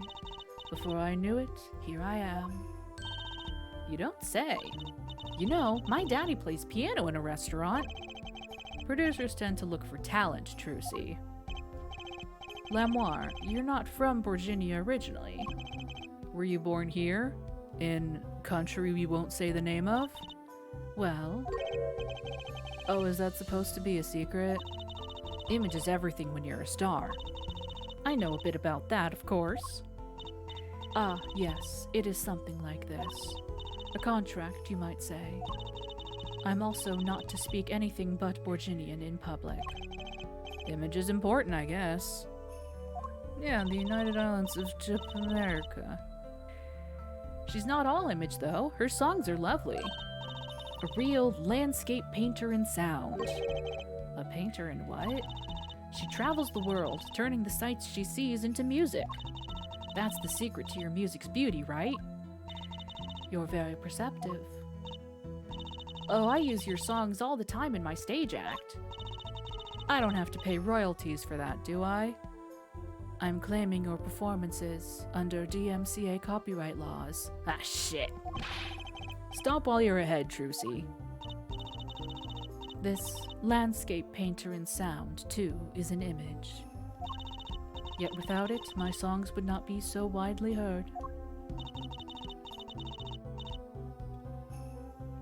They even call you the Siren of the Ballad, right? Yes, in Borginian, Lamoire means the siren. I fear that perhaps already I am not the siren I once was. I hardly go wee-woo anymore. God.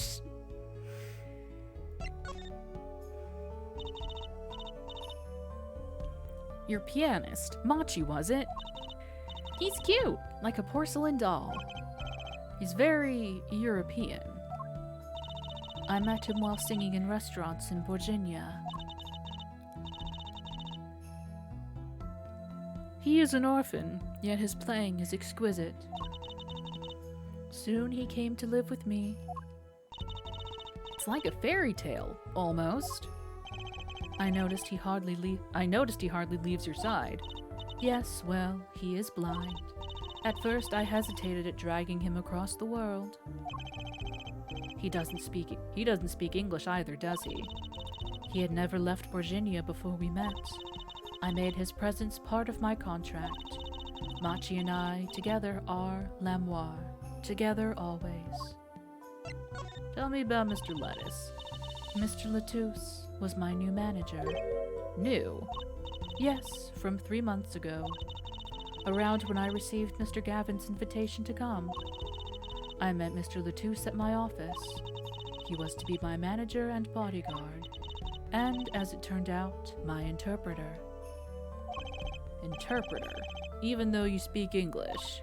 Yes, but we were to visit more places than just here.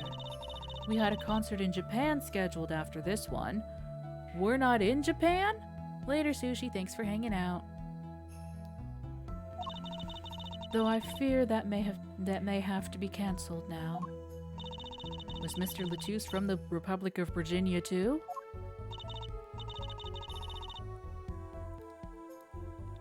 Well, he was only with me for 3 months. I am afraid there is much I do not know about him, and now I shall never know.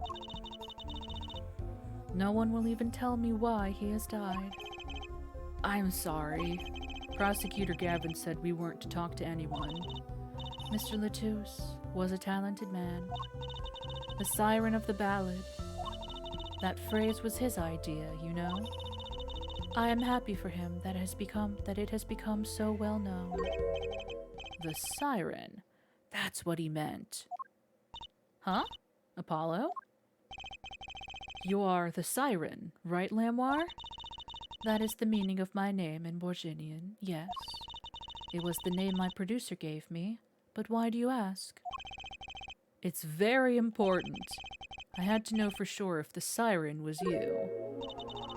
What do you mean important? I'll tell you. You deserve to know. Okay. Siren. It turns out that's a very important word in this case. How? When we found Mr. Latouche, he was still alive. What? I heard him say something. His last words. Mr. Latouche, can you hear me? Ask witnesses. Hang in there, Mr. Latouche. Tell me, who was the witness? The witness is Siren. He said siren. Really? I was the only one there to hear it, but I'm sure that's what he said. Mr. Latouche said that. Ask the witness. And you're the siren, Lamoire. Did you see what happened? Lamoire? Might I ask, are you with the police? Not technically. No, I'm a defense attorney. An attorney?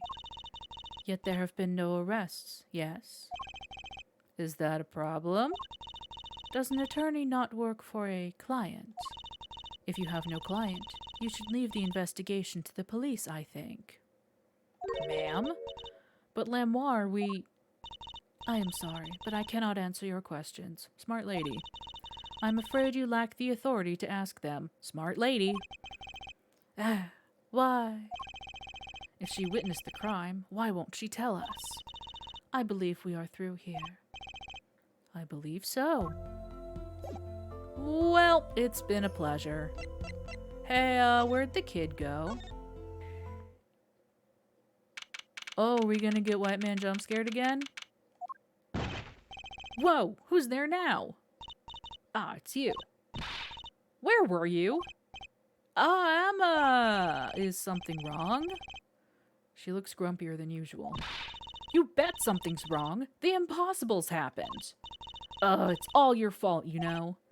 Oops, maybe this is about us leaving the crime scene. Yeah, who'd have thought? What do you mean by impossible? Well, it's gone. Utterly gone. What's gone? The body, stupid. What else? Oh, Eh? Mr. Latouche's body has disappeared. What? July 8th, Lamoire's dressing room. Ah, Prosecutor Gavin, funny seeing you here. From your vacant stare, I gather you've heard the news. I heard Mr. Latouche's body has gone missing. Look for yourself. Yeah, it sure is gone, huh? Quite the pickle. Quite the pickle. If only someone were here guarding the crime scene. How can you just stand there? We have to start the There's no need for alarm, Fraulein Detective. All entrances and exits have been sealed. 3 adults in a trench coat, my god. The body will not leave the building. So I suggest we go find ourselves a cadaver. There will be plenty of time to ponder the whys later. Well, you seem pretty sure of yourself, Mr. Gavin. Oh, we'll find him. I'm rather enjoying this. How can Mr. Latouche's body just disappear? I thought we were gonna ask how. Okay, that's fine. Well, you heard the man. Let's get searching. Hey, I don't know if this is exactly the right time, but... Yes, Darian. See, Geeter's gone missing. It was in the dressing room. Geeter? Guitar? Geeter? Who's Geeter? That's what I call my guitar. You like, man? It's... Your guitar was stolen. This hasn't been a good day for guitars or Geeters. Okay, body first, then guitar. And if someone finds that guitar, please bring it to our dressing room. Geeter's like a missing person, not lost and found, man. Oh boy.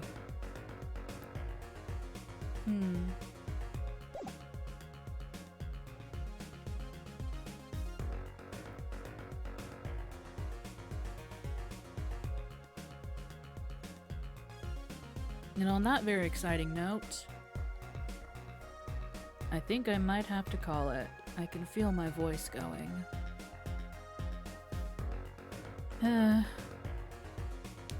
Lot of talking in this game. Ugh! Ugh, ugh, ugh.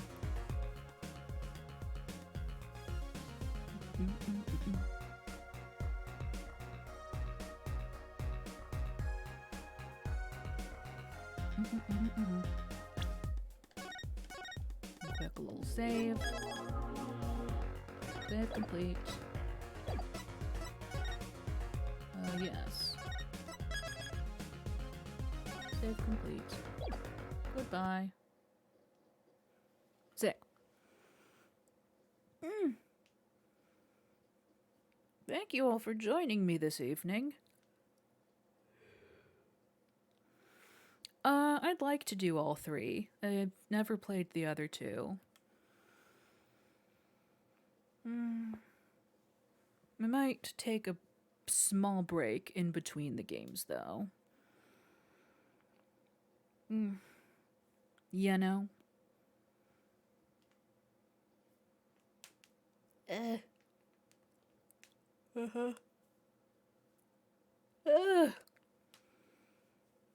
2 to 5 year break. Now.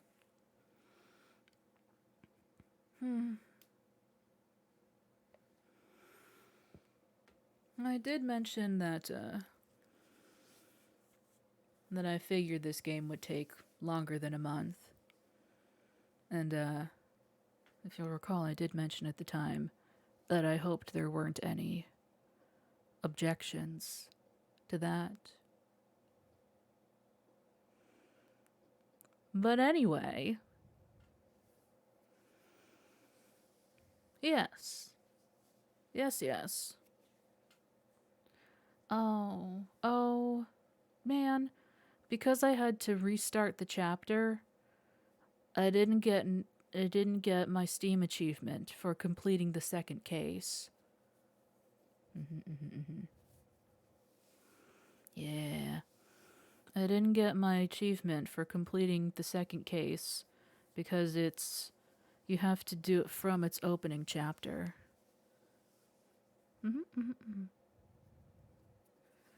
I'll just speed run it in my off time.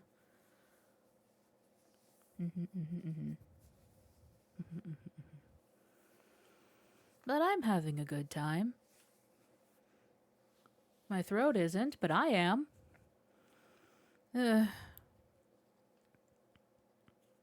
Speedrun Palace, they call me. Yeah, I mean, I'm sure there's more I could be doing. I'm drinking water, but I could probably be drinking more water, tea, honey, additional vocal exercises, warm-ups and such. Because I don't really talk a whole lot in my day-to-day. So I wonder if that's like...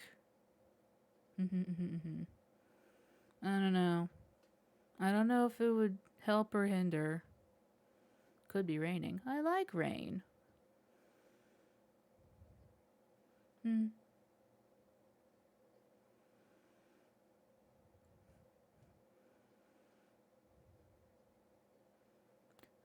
I was just completely zoned out for a second there. Anyway. Ah, I see. I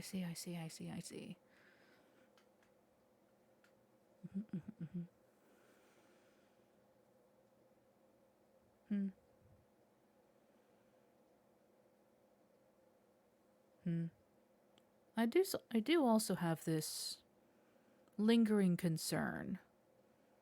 Because a few years ago, I got like height of pandemic, I got randomly sick. Like I hadn't left my house, but in like a long while, but I randomly got sick. And it was a very bad sick. It sucked. It sucked real bad. Felt awful for quite some time. And ever since then, I feel like my throat, my voice has been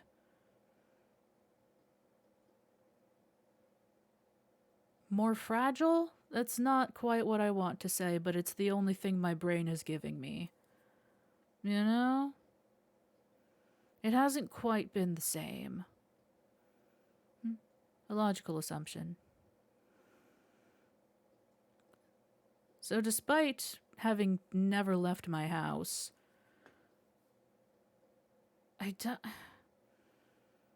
would COVID do that? I don't know.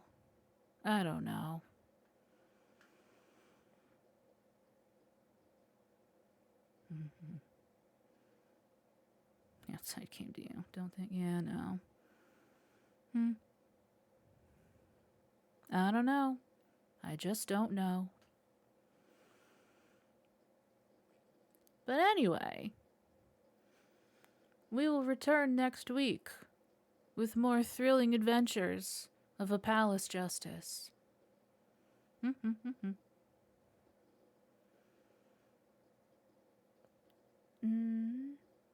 More justice.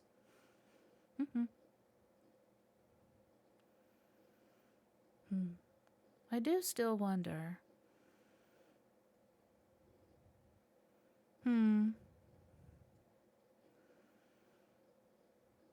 Maybe.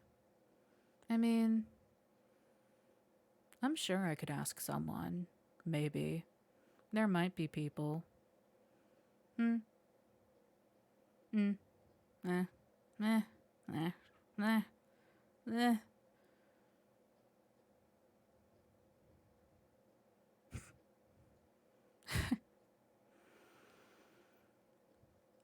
She's gumshoe at home. That's not fair to Emma. Anywho, next week, same palace time, same palace channel. We will continue this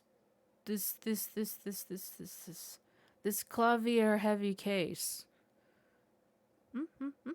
Thank you all for joining me. Thank you for hanging out. I appreciate you all very much. Mwah, mwah, mwah, mwah, mwah. Hang on. Did? You did not. Okay. Shows the hog. I have no hog. I have no hogs for you today. Although I do wonder. Hang on. Oh! Absolutely worth it. Absolutely worth it. Look at that little man. Oh, wonderful. Okie dokie. I'm gonna go make my I don't know. I'll do something. Anyway, bye. Goodbye. Goodbye, goodbye, goodbye, goodbye. Bye-bye. Bye.